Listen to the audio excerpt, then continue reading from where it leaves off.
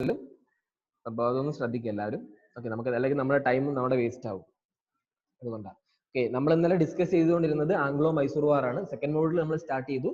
Second module start ചെയ്ത സമയത്ത് നമ്മൾ രണ്ട് കാര്യങ്ങളാണ് മെയിനായിട്ട് പഠിച്ചിട്ടുള്ളത്. ആദ്യത്തേത് കർണാട്ടിക് വാറിനെ കുറിച്ചാണ്, ആംഗ്ലോ ഫ്രഞ്ച് വാറിനെ കുറിച്ചാണ് പഠിച്ചിട്ടുള്ളത്. കർണാട്ടിക് റീജിയനിൽ ആയതുകൊണ്ടാണ് ഇറ്റ്സ് കർണാട്ടിക് വാർ എന്ന് പേര് വന്നിട്ടുള്ളത്. ഓക്കെ, രണ്ടാമത് നമ്മൾ പഠിച്ചു കോൺക്വസ്റ്റ് ഓഫ് ബംഗാൾ പഠിച്ചു, ബംഗാളിന്റെ കോൺക്വസ്റ്റിന്റെ കാര്യം പഠിച്ചു. ബംഗാൾ കോൺക്വസ്റ്റോട് കൂടി പ്രധാനമായിട്ട് കുറെ വാറുകളെ കുറിച്ചൊക്കെ നമ്മൾ പഠിച്ചിട്ടുണ്ട്. നമ്മളൊന്ന് റീകാപ്പ് ചെയ്യണേ, തിരിച്ചു വരികയാണ്. ഓക്കെ, പ്രധാനമായിട്ട് 3 വാറുകളെ കുറിച്ചാണ് ബംഗാൾ റീജിയൻ ആ ഭാഗത്തൊക്കെ നമ്മൾ പഠിച്ചിട്ടുള്ളത്. ഏതൊക്കെയായിരുന്നു? ചൈതന്യ, ബാറ്റിൽ ഓഫ് പ്ലാസി, പിന്നെ ഡച്ചുമായിട്ട് ഒരു വാർ ഉണ്ടായിരുന്നു, ബാറ്റിൽ ഓഫ് ചിൻസുലോർ ബെദര, മൂന്നാമത്തത് ബാറ്റിൽ ഓഫ് ബക്സർ. ഈ 3 വാറുകളുമാണ് നമ്മൾ പഠിച്ചിട്ടുള്ളത്. ഈ 3 വാറിൽ നമുക്ക് മനസ്സിലായത് എന്താണ്? ഇംഗ്ലീഷ് നോർത്ത് ഇന്ത്യൻ സൈഡിലേക്ക് ഡോമിനേറ്റ് ചെയ്ത് വരുന്നതാണ്. അവസാനമുള്ള വാറിൽ ട്രൈപാർട്ടി അലയൻസിനെ അവർ തോൽപ്പിക്കുന്നുണ്ട് അല്ലേ? അലയൻസിനെ തോൽപ്പിച്ചുകൊണ്ട് ബംഗാൾ റീജിയൻ ആര് ഡോമിനേറ്റ് ചെയ്തു? Bengal north Indian total region ആര് ഡോമിനേറ്റ് ചെയ്തു? ഇംഗ്ലീഷ് ഡോമിനേറ്റ് ചെയ്തു. പിന്നെ ഞാൻ പറഞ്ഞു ഈ ഇംഗ്ലീഷ് ഈസ്റ്റ് ഇന്ത്യ കമ്പനിയുടെ മെയിൻ എയിം എന്ന് പറയുന്നത് എന്താണ്? സൗത്ത് ഇന്ത്യ ആണെന്ന് ഞാൻ പറഞ്ഞു. ഓക്കെ, സൗത്ത് ഇന്ത്യയിലേക്ക് വന്നു. സൗത്ത് ഇന്ത്യയിൽ എന്തുകൊണ്ടാണ് ആംഗ്ലോ മൈസൂർ വാർ നമ്മൾ സ്റ്റാർട്ട് ചെയ്തു. സെക്കൻഡ് ആംഗ്ലോ മൈസൂർ വാർ നമ്മൾ ഡിസ്കസ് ചെയ്തു. തേർഡ് ആണ് ഡിസ്കസ് ചെയ്യുന്നത്. ഞാൻ ഒന്നും കൂടി അതിന്റെ കാര്യം പെട്ടെന്ന് പറഞ്ഞിട്ട് പോവാം. ഓക്കെ, അപ്പോൾ നമ്മൾ എന്തുകൊണ്ടാണ് ഇവർക്ക് മൈസൂരിനോടുത്ത interest, why British want to conquer Mysore എന്നുള്ള കാര്യം പറഞ്ഞു. ഒന്ന് ഫ്രഞ്ച് ഫാക്ടർ ആണെന്ന് പറഞ്ഞു. കാരണം ഫ്രഞ്ച് ഇവരുടെ എന്താണ് ട്രഡീഷണൽ റൈവൽസ് ആണ്. നിങ്ങൾ എപ്പോഴും ഉപയോഗിക്കുന്ന സമയത്ത് ആ രീതിയിൽ ഉപയോഗിക്കുന്നുണ്ടാവും. എല്ലാ ബുക്കുകളിലും എല്ലാ കാര്യങ്ങളിലും ട്രഡീഷണൽ റൈവൽസ് എന്ന് ഉപയോഗിച്ചിട്ടുണ്ട്. ട്രഡീഷണൽ റൈവൽസ് ആ കീവേഡിന് നിങ്ങൾക്ക് ചിലപ്പോൾ മാർക്ക് കൂടുതൽ കിട്ടും. അതുകൊണ്ട് ഞാൻ ഇടയ്ക്കൊക്കെ കീവേഡ് എന്ന് ഉപയോഗിക്കുന്നത്. ഓക്കെ, അപ്പോൾ ട്രഡീഷണൽ റൈവൽസ് എന്ന് പറഞ്ഞു. സ്വാഭാവികമായിട്ട് അവരുടെ ഏരിയ ഏതാണ്? പോണ്ടിച്ചേരി ഭാഗമാണ് അവരുടെ മെയിൻ ആയിട്ട് ഏരിയ. പോണ്ടിച്ചേരി, യാനം, കാരക്കൽ, മാഹി ഒക്കെ ഉണ്ട്. അത് മൈസൂർ കിങ്ഡത്തിന് നിയറസ്റ്റ് ആണ്. അപ്പോൾ സ്വാഭാവികമായിട്ട് അവരെ ഏരിയ പിടിച്ചെടുക്കാൻ സാധ്യതയുണ്ടെന്ന് ബ്രിട്ടീഷുകാർക്ക് അറിയാം. ബ്രിട്ടീഷുകാർക്ക് കൊമേഴ്ഷ്യൽ ഇൻട്രസ്റ്റ് ആണ്. ലേറ്റസ്റ്റ് സ്റ്റേജിലേക്ക് ഈ പറയുന്ന പോലെ തന്നെ ഫ്രഞ്ചിനും കൊമേഴ്ഷ്യൽ ഇൻട്രസ്റ്റ് വന്നു. പക്ഷേ ഫ്രഞ്ചിന് മെയിൻ ആയിട്ട് എയിം ഉണ്ടായിരുന്നു. എന്തായിരുന്നു മെയിൻ ആയിട്ട്? എക്സ്പാൻഷനിസ്റ്റ് ആണ് ഫ്രഞ്ച്. ഓക്കെ, അപ്പോൾ അവരുടെ ഈ പോണ്ടിച്ചേരി എന്ന ഒരു ഏരിയ സ്വാഭാവികമായിട്ട് ഡ്രൈഡ് ആണെന്ന് ഞാൻ ഒരു ക്ലാസ്സിൽ പറഞ്ഞിട്ടുണ്ടായിരുന്നു. നിങ്ങൾക്ക് ഓർമ്മയുണ്ടോ എന്ന് അറിയില്ല.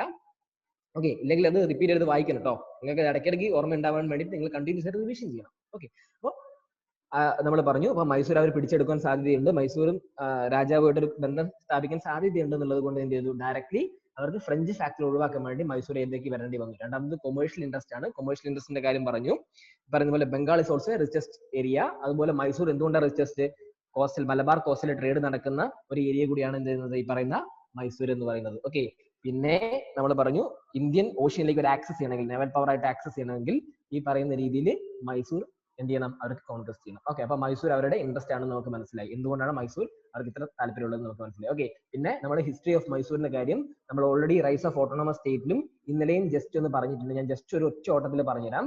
വിജയനഗര എംപയർ ആയിരുന്നു ആദ്യം ഉണ്ടായിരുന്നത്. വിജയനഗര എംപയർ ഡിക്ലൈൻ ചെയ്ത സമയത്ത് സ്മോൾ കിങ്ഡംസ് ആയിട്ട് ഡിക്ലൈൻ ചെയ്തു. അങ്ങനെയാണ് വോഡയാർ ഡൈനാസ്റ്റി മൈസൂരിൽ റെഡിയാവുന്നത്. 1612 അല്ലാതെ നമുക്ക് ഏറ്റവും കൂടുതൽ ഇമ്പോർട്ടന്റ് ആയിട്ടുള്ള കൃഷ്ണരാജ വോഡയാറാണ്. കൃഷ്ണരാജ വോഡയാറാണ് ഇമ്പോർട്ടന്റ് ആയിട്ടുള്ള കിങ് എന്ന് പറയുന്നത്. ആ സമയത്ത് തന്നെ നഞ്ചരാജയും ദേവരാജയും ഉണ്ടായിരുന്നത്. നഞ്ചരാജയും ദേവരാജയും നമ്മൾ ഓൾറെഡി പറഞ്ഞു അവർ ആരൊക്കെയാണെന്നുള്ളത്. ഓക്കെ, സർവാധികാരിയാണ് ഒരാൾ നഞ്ചരാജ, പ്രൈം മിനിസ്റ്ററും ഈ പറയുമ്പോൾ ദേവരാജ കമാൻഡറും ആണെന്നുള്ള കാര്യം പറഞ്ഞു. ഓക്കെ, ഈ പറയുന്ന ഹൈദരാലി ആദ്യം ഈ പറയുന്ന അഡ്മിനിസ്ട്രേഷനിൽ ഏറ്റവും ലോവസ്റ്റ് ആയിട്ടുള്ള ഒരാളായിരുന്നു. പിന്നെ എന്തിന്റെ? മൈസൂരിന്റെ വീക്ക്നെസ് മനസ്സിലാക്കിക്കൊണ്ട്, കാരണം മൈസൂരിന് എന്തുകൊണ്ട് വീക്കായി എന്ന് നമ്മൾ പഠിച്ചു. കാരണം 2 ആൾക്കാരാണ് മൈസൂരിന്റെ ചുറ്റുപാടുള്ളത് സൗത്ത് ഇന്ത്യയിൽ, പ്രധാനമായിട്ടും മറാത്താസും നിസാം ഓഫ് ഹൈദരാബാദും. അവരുടെ റിപ്പീറ്റഡ് ഇൻവേഷൻ എന്ത് ചെയ്തു? മൈസൂരിനെ വീക്കാക്കാൻ തുടങ്ങി. അതിനർത്ഥം എന്താ? മൈസൂർ അത്ര സ്ട്രോങ് അല്ലായിരുന്നു. Okay, then Mysore how to become a strong?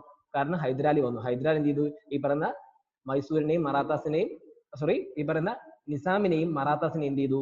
അദ്ദേഹം ഡിപ്ലോമാറ്റിക്കലായിട്ടും സ്കിൽഡ് ആയിട്ടും അദ്ദേഹം കൺട്രോൾ ചെയ്യാൻ തുടങ്ങി. അതിന് പ്രധാനമായിട്ട് അദ്ദേഹം ചെയ്തിട്ടുള്ളത് ഒന്ന് ഡിപ്ലോമാറ്റിക്കൽ മൂവ് ആണ്. രണ്ടാമത് വെസ്റ്റേൺ മെത്തേഡ് ട്രെയിനിങ് ട്രൂപ്സ് അദ്ദേഹം ഉണ്ടാക്കിയിട്ടുണ്ട് with the help of French. Okay, പിന്നെ മിലിറ്ററി മൂവ് ആണ്, ഇടയ്ക്കിടയ്ക്കുള്ള അദ്ദേഹത്തിന്റെ മിലിറ്ററി മൂവ്. പിന്നെ ഫ്രഞ്ച് എസ്റ്റാബ്ലിഷ്ഡ് ആം ഫാക്ടറി ഡിണ്ടിഗലില് ഹൈദരാലിയാണ് ഉണ്ടാക്കിയിട്ടുള്ളത്. ക്വസ്റ്റ്യൻ വരും. ഓക്കെ, എക്സാമ്പിൾ പറയുകയാണെങ്കിൽ ഒരു ദിവസം മുമ്പ് ICMR ക്വസ്റ്റ്യൻ വന്നിരുന്നു. ഓക്കെ, ഡിണ്ടിഗലിന്റെ ക്വസ്റ്റ്യൻ.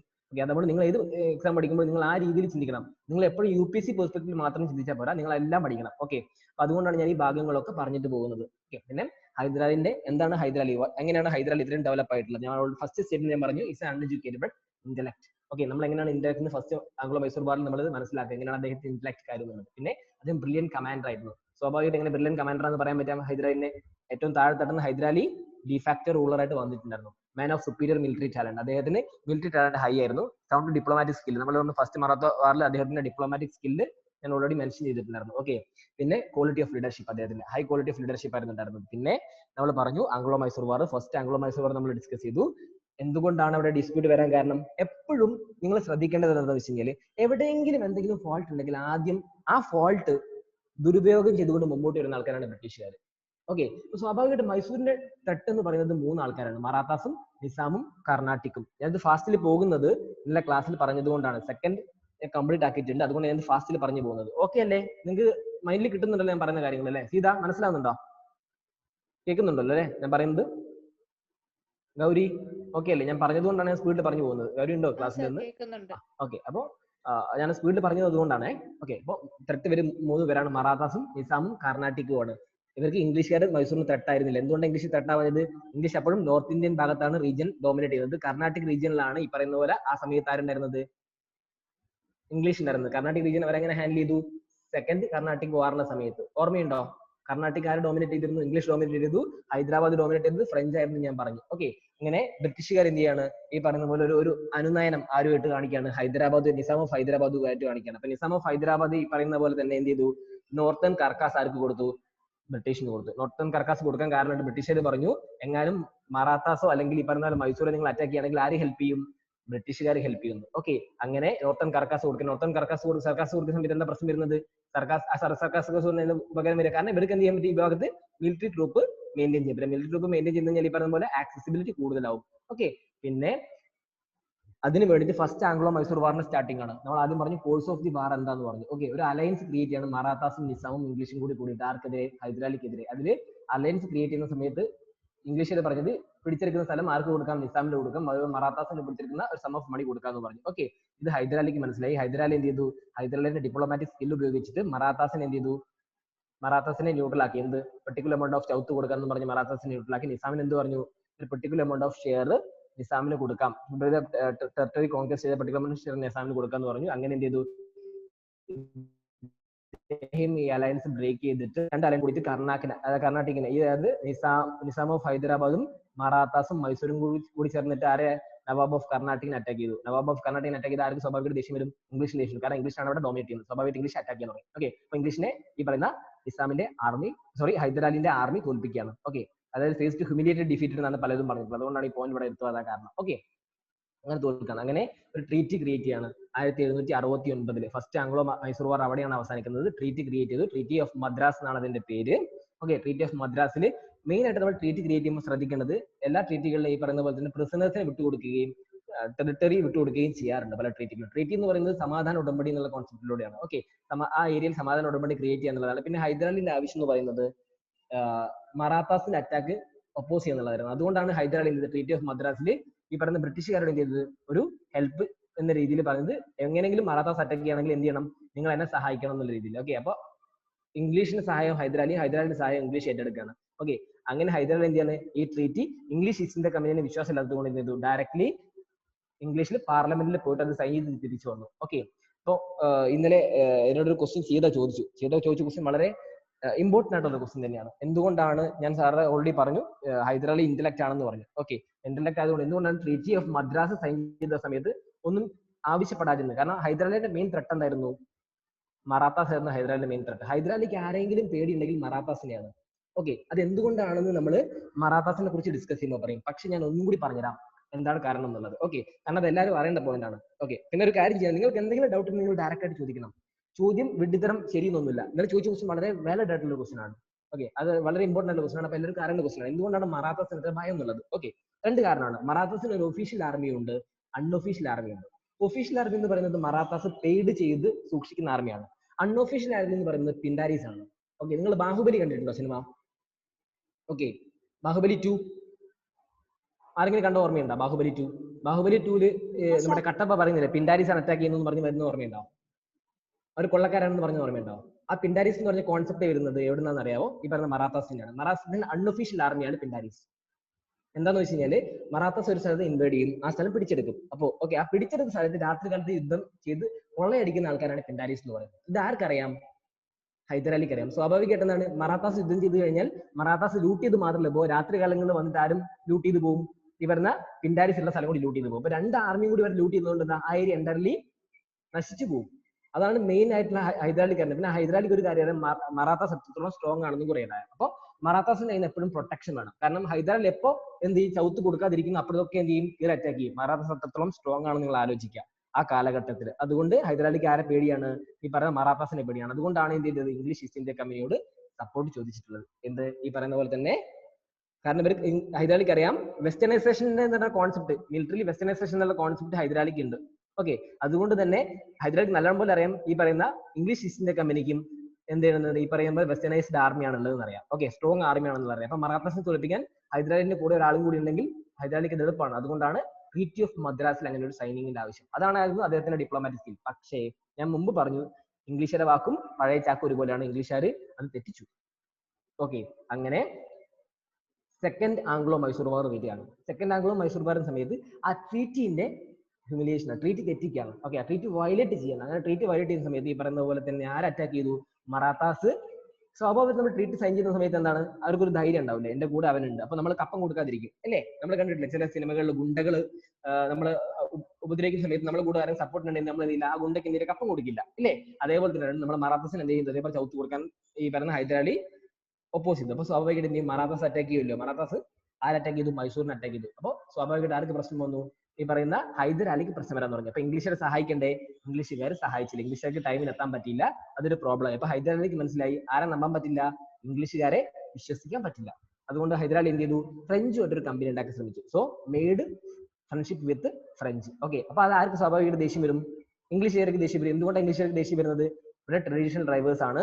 സ്വാഭാവികമായിട്ട് ഈ ഫ്രഞ്ച് ഈ പറയുന്ന ഏരിയ ആര് കൺട്രോൾ ചെയ്ത് കഴിഞ്ഞാൽ, French east India company control ചെയ്ത് കഴിഞ്ഞാൽ എന്താ പ്രോബ്ലം ഉണ്ടാവുക, അവര് കൊമേഴ്ഷ്യൽ ഇൻട്രസ്റ്റ് മാക്സിമം എടുക്കാൻ ശ്രമിക്കും. ഓക്കെ, ഓർമ്മ കിട്ടുന്നുണ്ടോ, റെഡി ആകുന്നുണ്ടല്ലോ, ഞാൻ പറയുന്ന രീതി നിങ്ങൾക്ക് കിട്ടുന്നുണ്ടല്ലോ. അപ്പൊ സ്വാഭാവികമായിട്ട് ഇംഗ്ലീഷുകാരെ ഫ്രഞ്ചിനെ അറ്റാക്ക് ചെയ്യാൻ ശ്രമിച്ചു. അതിന്റെ ഭാഗമായിട്ട് എന്ത് ചെയ്തു, ബ്രിട്ടീഷുകാർ മാഹി ക്യാപ്ചർ ചെയ്തു. ഓക്കെ, മാഹി എന്ന് പറയുന്ന റീജിയൻ ഈ പറയുന്ന ഏത് ഭാഗത്തുള്ളതാണ്, മൈസൂരിന്റെ ഭാഗത്തുള്ള റീജിയനാണ് മാഹി.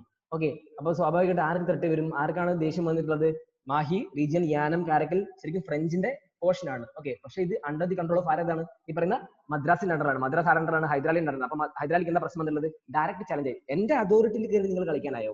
സ്വാഭാവികമായിട്ട് എന്ത് ചെയ്തു, അദ്ദേഹം യുദ്ധത്തിന് തയ്യാറായി. ഹൈദരാലി ആർക്കെതിരെ, ഇംഗ്ലീഷിനെതിരെ. ഓക്കെ, അപ്പൊ ഹൈദരാലിയും മറാത്താസും നിസാമും കൂടി ഒരു അലയൻസ് ഉണ്ടാക്കി. ഈ അലയൻസ് ഉണ്ടാക്കി ആർക്കെതിരെ അറ്റാക്ക് ചെയ്തു, ഇംഗ്ലീഷിനെതിരെ അറ്റാക്ക് ചെയ്തു. അതായത് എന്താണോ ഹൈദരാലി ഫസ്റ്റ് ആംഗ്ലോ മൈസൂർ വാറിൽ ചെയ്തത്, അതേപോലെ തന്നെ സെക്കൻഡ് ആംഗ്ലോ മൈസൂർ വാറിൽ സർ ഐറക്കുട്ടി എന്ത് ചെയ്തു, ഈ അലയൻസ് അങ്ങ് പൊളിച്ചു, മറാത്താസിനെ നിസാമിനെ ന്യൂട്രൽ ആക്കി കളഞ്ഞു. അപ്പൊ സ്വാഭാവികമായിട്ട് ഹൈദരാലിനോട് ഡയറക്റ്റ് അറ്റാക്ക് ചെയ്യുന്നത് ആരാ, ഇംഗ്ലീഷാണ്. അപ്പൊ ഹൈദരാലി യുദ്ധത്തിൽ ശരിക്കും പരാജയപ്പെടുന്നില്ല. ഹൈദരാലി യുദ്ധത്തിനിടയ്ക്ക് ക്യാൻസർ ഒന്ന് മരിക്കുകയാണ്. ലേറ്റസ്റ്റ് സ്റ്റേജിൽ എന്ത് ചെയ്തു, ഈ പറയുന്ന പോലെ ഹൈദരാലിന്റെ മകനായിട്ടുള്ള ടിപ്പു സുൽത്താനാണ് യുദ്ധത്തിൽ വരുന്നത്.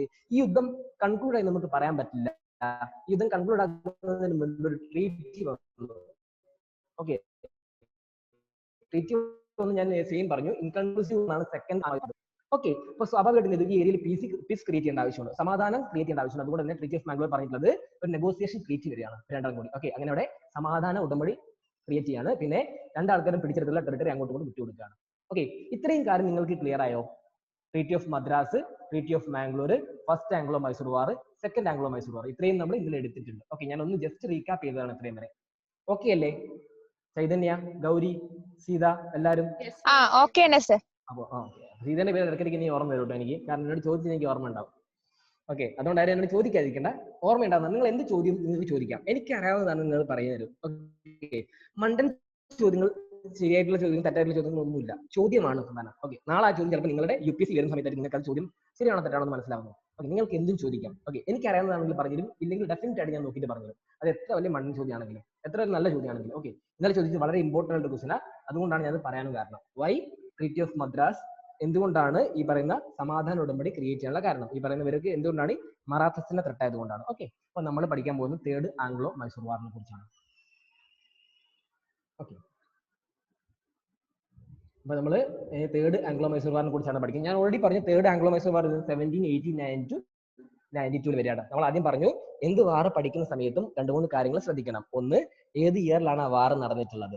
ഓക്കെ, രണ്ടാമത്തേത് അതിന്റെ ബാക്ക്ഗ്രൗണ്ട് എന്താണ്, അതിന്റെ കോഴ്സ് ഓഫ് വാർ എന്താണ്, അതിന്റെ ഔട്ട്കം എന്താണ്, അതിന്റെ സിഗ്നിഫിക്കൻസ് എന്താണ്, ഇത്രയും കാര്യങ്ങൾ നമ്മൾ അറിഞ്ഞിരിക്കണം ടോട്ടൽ ഒരു വാർ പഠിക്കുന്ന സമയത്ത്. ഓക്കെ, നമ്മൾ ഈ പറയുന്ന എന്റെ വാർ, കോൺക്വസ്റ്റ് ഓഫ് ബംഗാളിൽ പഠിച്ച വാറുകളാണെങ്കിലും ആംഗ്ലോ കർണാട്ടിക് വാറുകളാണെങ്കിലും ഈ പറയുന്ന പോലെ തന്നെ ഡച്ചുമായിട്ട് നടന്നിട്ടുള്ള വാറുകളാണെങ്കിലും പോർച്ചുഗീസ് ആയിട്ട് നടത്തുന്ന വാറാണെങ്കിലും ഓക്കെ, എല്ലാ വാറുകൾ പഠിക്കുന്ന സമയത്ത് നമ്മൾ എന്ത് ചെയ്യണം? ഈ പറയുന്ന കാര്യങ്ങൾ ശ്രദ്ധിക്കണം. ഒന്ന് ഇയർ ഓഫ് ദി ഇയർ, ഏത് ഇയറിലാണുള്ളത്. ചിലപ്പോൾ സ്റ്റേറ്റ്മെന്റിൽ ഇയർ ചോദിക്കാൻ സാധ്യതയുണ്ട്. രണ്ടാമത് അതിന്റെ ബാക്ക്ഗ്രൗണ്ട് എന്താണെന്ന് നമ്മൾ മനസ്സിലാക്കിയിരിക്കണം. ഓക്കെ, നാളെ മെയിൻസിന് ചിലപ്പോൾ ബാക്ക്ഗ്രൗണ്ട് ആയിരിക്കും ചോദിക്കുന്നുണ്ടാവുക. ഓക്കെ, പിന്നെ അടുത്ത് മനസ്സിലാക്കുന്നത് എന്താ? കോഴ്സ് ഓഫ് ദി വാർ, എങ്ങനെയാണ് ഈ വാർ വരെ നടത്തിയിട്ടുള്ളത്. മൂന്നാമത്തെ കണ്ടീഷൻ എന്താണ് നമ്മൾ പഠിക്കുന്നത്? എന്താണ് അതിന്റെ ഔട്ട്കം? അതിന്റെ റിസൾട്ട് നമുക്ക് ഓൾറെഡി അറിയാൻ പറ്റും. പിന്നെ അതിന്റെ ഔട്ട്കം എന്താണ്? ഓക്കെ, അതിന്റെ സിഗ്നിഫിക്കൻസ് എന്താണ്? ആ വാറിൽ നിന്നും മനസ്സിലാക്കിയെടുത്തിട്ടുള്ള കാര്യം എന്താണ്? അതാണ് സിഗ്നിഫിക്കൻസ് എന്ന് പറയുന്നത്. ഓക്കെ, നമ്മൾ എല്ലാ കാര്യങ്ങളും പഠിക്കുന്ന സമയത്ത് അതിനകത്ത് പഠിച്ചിട്ട് എടുത്തിട്ടുള്ള ചില കാര്യങ്ങൾ ഉണ്ടാവുമല്ലോ, അതാണ് അതിന്റെ സിഗ്നിഫിക്കൻസ് എന്നും നമ്മൾ മനസ്സിലാക്കി വെക്കുക. അപ്പോൾ നമ്മൾ ഇനി പഠിക്കാൻ പോകുന്നത് തേർഡ് ആംഗ്ലോ മൈസൂർ വാർ ആണ്, 1789 to 92 വരെ. തേർഡ് ആംഗ്ലോ മൈസൂർ വാർ നമ്മൾ ശ്രദ്ധിക്കേണ്ട ഒരു കാര്യമുണ്ട്. സ്വാഭാവികമായിട്ട് ഇവർക്ക് എന്ത് വന്നു?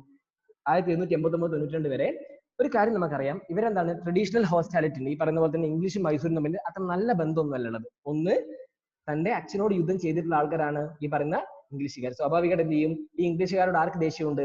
ടിപ്പു സുൽത്താൻ ദേഷ്യമുണ്ട്. ടിപ്പു സുൽത്താൻ നിങ്ങൾ കേട്ടിട്ടുണ്ട്. ടിപ്പു സുൽത്താൻ ഈ പറയുന്ന പോലെ തന്നെ ഒരു ഓട്ടോക്രാറ്റ് മെന്റാലിറ്റി ഉള്ള ഒരു ആളാണ്. ഓക്കെ, അദ്ദേഹം ഭയങ്കരമായിട്ട് എന്താ പറയാ, അത്യാവശ്യം തലയെടുപ്പോട് കൂടി നിൽക്കുന്ന ആളാണ്. അതുകൊണ്ട് സ്വന്തം ടെറിട്ടറി വിട്ടുകൊടുക്കാൻ അദ്ദേഹത്തിന് ഭയങ്കരമായിട്ടുള്ള ബുദ്ധിമുട്ടുണ്ടായിരുന്നു. ഓക്കെ, അതേസമയം ഓപ്പോസിറ്റ് സ്ഥാനത്ത് നിൽക്കുന്നത് കോൺവാലിസ് ആണ്. കോൺവാലിസ് ഈ പറയുന്ന പോലെ തന്നെ ബ്രിട്ടീഷ് ഗവർണർമാർ അത്ര സ്ട്രോങ് ആയിട്ടുള്ള മനുഷ്യനാണ്. പോലീസ് റിഫോം ആണെങ്കിലും അഡ്മിനിസ്ട്രേറ്റീവ് റിഫോം ആണെങ്കിലും ഒരുപാട് കാര്യങ്ങൾ ചേഞ്ച് ചെയ്തിട്ടുള്ള ഒരാളാണ് കോൺവാലിസ് എന്ന് പറയുന്നത്. ഓക്കെ, ഇപ്പൊ ബുക്കുകളിലൊക്കെ ലോർഡ് കോൺവാലിസ് കൊടുക്കുക, കോൺവാലിസ്. ഓക്കെ, ഒരു ഗവർണർ ആണ് അവിടുത്തെ, അതായത് ബംഗാൾ റീജിയണൽ ഗവർണർ ആണ്. ഓക്കെ, അതായത് വാറൻ ഹാസ്റ്റിംഗിന് ശേഷം വന്നിട്ടുള്ളതാണ് കോൺവാലിസ്, ഇമ്പോർട്ടന്റ് ആയിട്ടുള്ള ആൾ. ഓക്കെ, അപ്പോൾ ഇവർ തമ്മിൽ രണ്ടാൾക്കാർ ഈ പറയുന്നത് രണ്ടാൾക്കാരും അത്യാവശ്യം സ്ട്രോങ് ആണെങ്കിൽ സ്വാഭാവികമായിട്ട് എന്ത് ചെയ്യും? യുദ്ധം എവിടെയെങ്കിലും തുടങ്ങി കിട്ടുന്ന ഒരു ആറ്റിറ്റ്യൂഡ് കാണിക്കും, അല്ലേ? ജസ്റ്റ് ഒരു സ്പാർക്ക് ഉണ്ടായാൽ മതി, ബാക്കി കത്തി പിടിക്കുന്ന സമയത്ത് രണ്ടാളും അടി ഉണ്ടാക്കും. അതാണ് ബാക്ക്ഗ്രൗണ്ട് എന്ന് പറയുന്നത്. എന്താണ് ബാക്ക്ഗ്രൗണ്ട് കാരണം എന്ന് വെച്ച് കഴിഞ്ഞാൽ, ഒന്നാമത്തെ കാര്യം എന്ന് പറയുന്നത് ഈ പറയുന്ന പോലെ തന്നെ എക്കണോമിക് റിഫോംസ്. ഞാൻ ലാസ്റ്റ് നമ്മൾ ഡിസ്കസ് ചെയ്യും. ചില അഡ്മിനിസ്ട്രേറ്റീവ് റിഫോംസ് ആര് കൊണ്ടുവന്നു? ടിപ്പു സുൽത്താൻ കൊണ്ടുവന്നു. ഓക്കെ, അത് സ്വാഭാവികമായിട്ട് ആർക്ക് പ്രശ്നം വന്നു തുടങ്ങി? പറയുന്ന കോൺവാലിസിന്റെ പ്രശ്നം വന്നു തുടങ്ങി. കാരണം ആ ഏരിയ കൺട്രോളുള്ള ടെൻഡൻസികൾ ഒഴിവാക്കാൻ വേണ്ടി ചേർന്ന് എക്കണോമിക് റിഫോംസ് ഒക്കെ കൊണ്ടുവരാനുള്ള കാരണം. ഓക്കെ, പിന്നെ ഈ പറയുന്ന ടിപ്പു സുൽത്താൻ ആരുടെ സഹായം ചോദിച്ചു? എക്സ്റ്റേണൽ അസിസ്റ്റൻസ് ചോദിക്കാൻ തുടങ്ങി. ഇംഗ്ലീഷിന്റെ ഒപ്പോസായിട്ട് എക്സ്റ്റേണൽ അസിസ്റ്റൻസ് ടർക്കിയിൽ നിന്നും ഫ്രാൻസിൽ നിന്നും കൊണ്ടുവരാൻ തുടങ്ങി. ഞാൻ മുമ്പ് ഒരു കാര്യം കൂടി നിങ്ങളോട് പറഞ്ഞിരുന്നു, ഇത് റൈസ് ഓഫ് ഓട്ടോണമസ് സ്റ്റേറ്റ് പഠിക്കുന്ന സമയത്ത് എന്തായിരുന്നു ഞാൻ പറഞ്ഞിരുന്നത്? ഡിപ്ലോമസി, അതായത് ടിപ്പു സുൽത്താന്റെയും ഹൈദരാലിന്റെയും ഡിപ്ലോമസി ഒരു സൗത്ത് ഇന്ത്യൻ കിങ്ഡവും കാണിച്ചിട്ടില്ല. ഓക്കെ, ഒട്ടും തന്നെ ഡിപ്ലോമസി ഇല്ലാത്ത ആൾക്കാരായിരുന്നു മറാത്താസ്. മറാത്താസിനെ പറ്റി ഞാൻ ഓൾറെഡി പറഞ്ഞു. ഓക്കെ, അവർക്ക് ഡിപ്ലോമസി ഇല്ല. അതുകൊണ്ടാണ് ഈ പറയുന്ന ടിപ്പു സുൽത്താൻ ആണെങ്കിലും ഹൈദരാലിക്ക് ആണെങ്കിലും മറാത്താസിനോട് പേടി. ഇവരെ പറഞ്ഞു നിൽക്കാൻ പറ്റില്ല. ഓക്കെ, അടിക്കട എടുക്കണം എന്നുള്ള സ്വഭാവക്കാരാണ് അവർ. ഓക്കെ, ലേറ്റസ്റ്റ് സ്റ്റേജിൽ ചില സമയത്ത് മറാത്താസ് ഡിപ്ലോമസി കാണിച്ചിട്ടുണ്ട്, നമ്മൾ പറയും. ഓക്കെ, പക്ഷെ ടോട്ടലി മറാത്താസിന്റെ സ്വഭാവം കാണിക്കുന്ന സമയത്ത് അങ്ങ് യുദ്ധം തുടങ്ങുകയാണ്. യുദ്ധം തുടങ്ങി കഴിഞ്ഞാൽ പിന്നെ ഒരു രക്ഷയില്ല, അടിപിടിയാണ്. ഒരാൾ മരിക്കാതെ എന്ത് ചെയ്യാൻ പറ്റില്ല? മറാത്താസ് നിർത്തത്തില്ല കാര്യം. അല്ലെങ്കിൽ ലൂട്ട് ചെയ്ത് മൊത്തം കൊണ്ടുപോകണം. അല്ലെങ്കിൽ മറാത്താസിനെ സമാധാനത്തോടെ പറയുമ്പോൾ എന്ത് ഡിപ്ലോമാറ്റിക്കലി ചൗത്ത് കൊടുത്താൽ നിർത്തണം. ഓക്കെ, പിന്നെ ഹെറിഡിറ്ററി പറയുകയാണെങ്കിൽ സർദേശ് മുഖിയും കൂടി 10% കൊടുക്കണം. ഞാൻ ഓൾറെഡി പറഞ്ഞു ചൗത്ത് എന്താണ്, സർദേശ് മുഖി എന്താണെന്നുള്ളത്. എന്താ ചൗത്ത്?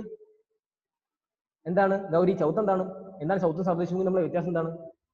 അത് നിങ്ങൾ പഠിക്കണം കേട്ടോ, മറന്നു പോരും. ഞാൻ സമയത്ത് പറഞ്ഞിട്ടുള്ളതാണ്, മറന്നുപോകും. 25% ലാൻഡ് റവന്യൂ ഉള്ള സാധനം ആര് കൊടുക്കണം? ഈ പറയുന്ന മറാത്താസിന് കൊടുത്തു കഴിഞ്ഞാൽ ചൗത്തായി. സർദേശ് മുഖി എന്ന് പറഞ്ഞാൽ അത് ഹെറിഡിറ്ററി റൈറ്റ് ആയിട്ട് മറാത്താസ് പറയുന്നുണ്ടെങ്കിൽ അതെന്റെ ഹെറിഡിറ്ററി ആണ്, പാരമ്പര്യത്തിന്റെ ഭാഗമാണെന്ന് പറഞ്ഞാണെങ്കിൽ 10% എക്സ്ട്രാ അഡീഷണൽ കൊടുക്കേണ്ട ആവശ്യമുണ്ട്. ഓക്കെ, അപ്പൊ എന്ത് ചെയ്യില്ല? ഈ പറയുന്ന മറാത്താസ് അവിടെ ലൂട്ട് ചെയ്യില്ല, അവരുടെ കാര്യങ്ങളൊന്നും ചെയ്യില്ല. എന്തുകൊണ്ടാണ് ഈ ലൂട്ടിങ്ങിന് ഇത്ര പേടി വരാൻ കാരണം? ഞാൻ പറഞ്ഞു, 2 ടൈപ്പ് ഓഫ് ആർമി ഉണ്ടെന്നും പറഞ്ഞു. ഓക്കെ, ഇപ്പൊ കണക്ഷൻ കിട്ടുന്നുണ്ട് പറയുന്ന രീതിയിൽ നിങ്ങൾക്ക്? ഓക്കെ അല്ലേ? അടുത്തത് ആദ്യത്തെ റിഫോം അതായിരുന്നു. പിന്നെ രണ്ടാമത്തെ എക്സ്റ്റേണൽ അസിസ്റ്റൻസ് ചോദിച്ചു. ഓൾറെഡി ഇംഗ്ലീഷുകാർ ഡോമിനേറ്റ് ചെയ്യുന്ന സ്ഥലത്ത് ഇവർ എക്സ്റ്റേണൽ അസിസ്റ്റൻസ് ടർക്കിന്റെ ഭാഗത്തുനിന്നും ഫ്രാൻസിന്റെ ഭാഗത്തുനിന്നും ചോദിക്കണം. ടർക്കി ഓൾറെഡി എന്താണ് ഇവിടുത്തെ പ്രശ്നമുള്ളത്? ടർക്കിന്റെ പ്രശ്നം എന്താണ്? ടർക്കി എന്ത് നാഷനാണ്? ടർക്കി ഇസ്ലാമിസ്റ്റ് കണക്ട് ആണ് അല്ലെ? ഡൗട്ട് ഉണ്ടോ?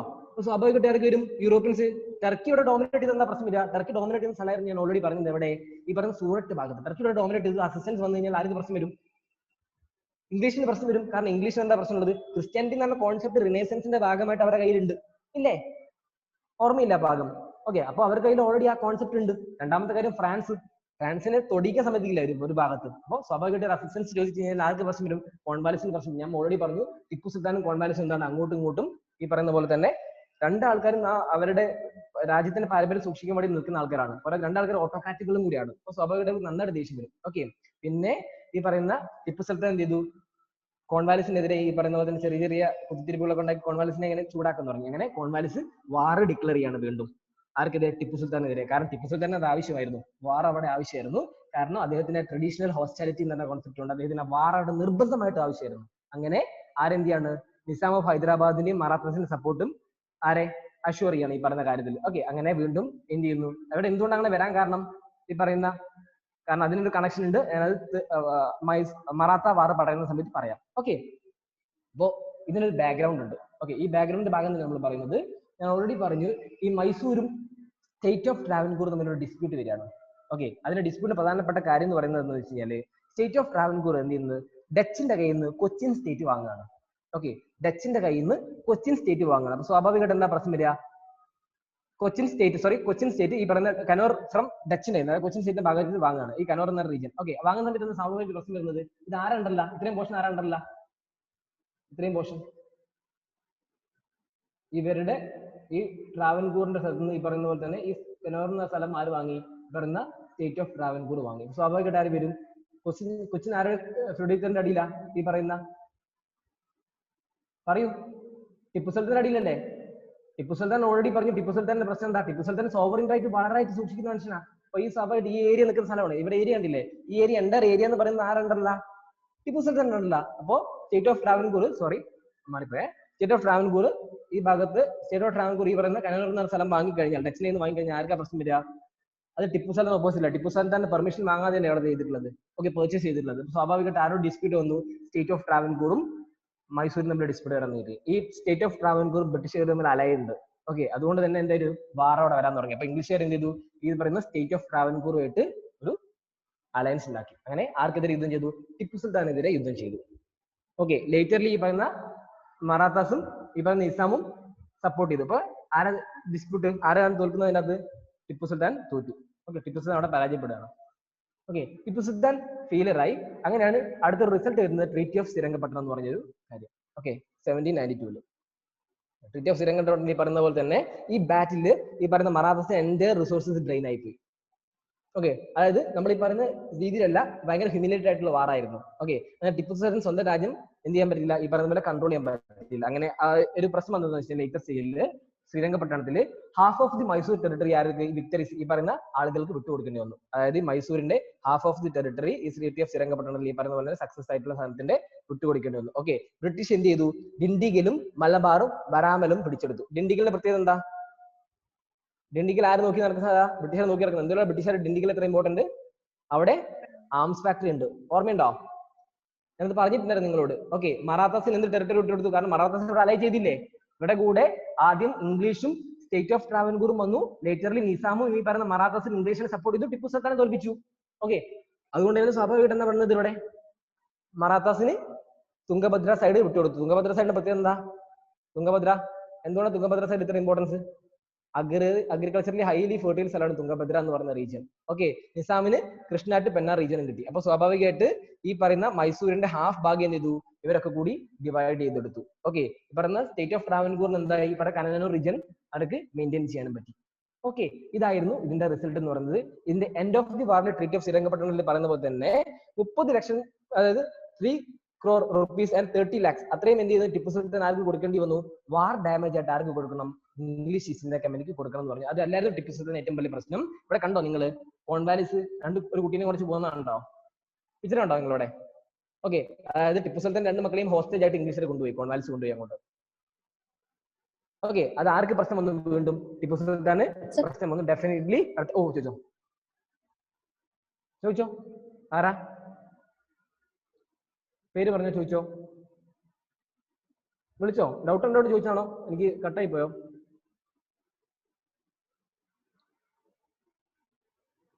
പറയൂ, ഡൗട്ട് ഉണ്ടോ, ഗൗരി, സീത, എന്തെങ്കിലും ഡൗട്ട്, ക്വസ്റ്റ്യൻ അവിടെ നിന്നാണോ വന്നത്, ആ ഡൗട്ട് ഉണ്ടായിട്ടല്ലോ, എന്താ പറഞ്ഞത് ചോദിച്ചതാണോ, സീത ചോദിച്ചോ,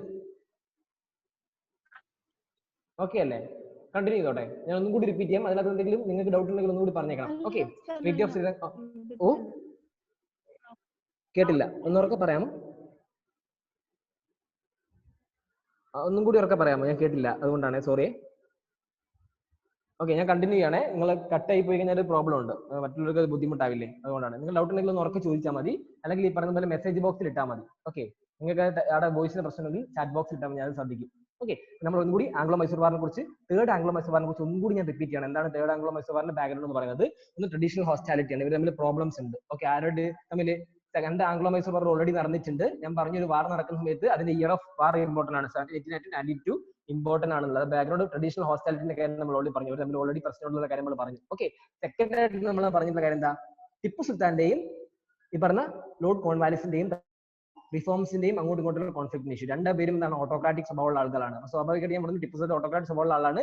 ഇവ സോവറിനിറ്റി റൈറ്റ് ഏറ്റവും കൂടുതൽ ഒരാളാണ് ഈ പറഞ്ഞ ടിപ്പു സുൽത്താൻ എന്ന് പറയുന്നത്. അപ്പൊ സ്വാഭാവികമായിട്ട് ടിപ്പു സുൽത്താൻ ഏരിയ ആരെങ്കിലും കൺട്രോൾ ചെയ്താൽ ടിപ്പു സുൽത്താൻ ഡെഫിനറ്റ്ലി ദേഷ്യമുണ്ട്. ഇതായിരുന്നു ടോട്ടൽ ലോങ് ടേം ആയിട്ടുള്ള ബാക്ക്ഗ്രൗണ്ട്. അവർക്ക് എക്കണോമിക് റിഫോംസും അഡ്മിനിസ്ട്രേറ്റീവ് റിഫോംസും പിന്നെ പറയുമ്പോൾ തന്നെ ടിപ്പു സുൽത്താൻ ചെയ്തു എക്സ്റ്റേണൽ അസിസ്റ്റൻസ് ചോദിച്ചു ഇംഗ്ലീഷിനെതിരെ ഫൈറ്റ് ചെയ്യാൻ വേണ്ടി. എക്സ്റ്റേണൽ അസിസ്റ്റൻസ് ചോദിച്ചിട്ടുള്ള ടർക്കിന്റെ അടുത്തുനിന്ന് ആരാണ് ഫ്രാൻസിന്റെ അടുത്തുനിന്നാണ്. ഓക്കെ, രണ്ടിടത്തും എക്സ്റ്റേണൽ അസിസ്റ്റൻസ് ആണ് ചോദിക്കുന്നത്. പിന്നെ ഇടയ്ക്കിടയ്ക്ക് എന്ത് ചെയ്തു ടിപ്പു സുൽത്താൻ ആരെ ഈ പറഞ്ഞ ഗവർണർ ജനറൽ ആയിട്ട് കോൺവാലിസിനെ ഇടയ്ക്കിടയ്ക്ക് ഇങ്ങനെ തോണ്ടാൻ തുടങ്ങി, ചെറിയ ചെറിയ ഇഷ്യൂ ഉണ്ടാക്കാൻ തുടങ്ങി. സ്വാഭാവികമായിട്ട് ഈ കോൺവാലിസ് ടിപ്പു സുൽത്താനെ വാർ പ്രഖ്യാപിക്കുകയാണ്. അതിനിടയ്ക്ക് സഡൻ ആയിട്ടുള്ള ഡിസ്പ്യൂട്ട് വരാൻ കാരണം എന്ന് വെച്ചാൽ മൈസൂരും ഈ പറയുന്ന പോലെ സ്റ്റേറ്റ് ഓഫ് ട്രാവൻകൂറും തമ്മിൽ ഒരു ഇഷ്യൂ വരികയാണ്.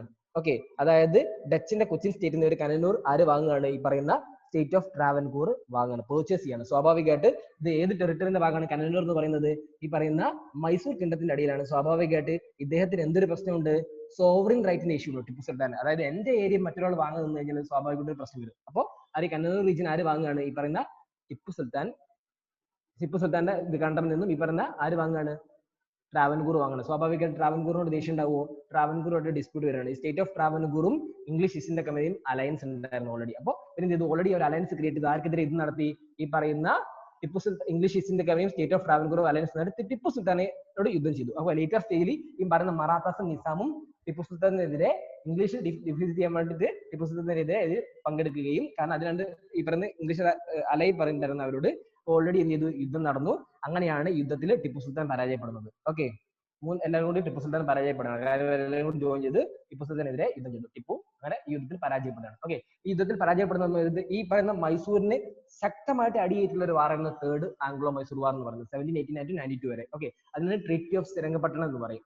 ശ്രീരംഗപട്ടണം. ഓക്കെ, 1792 വരുന്നത്.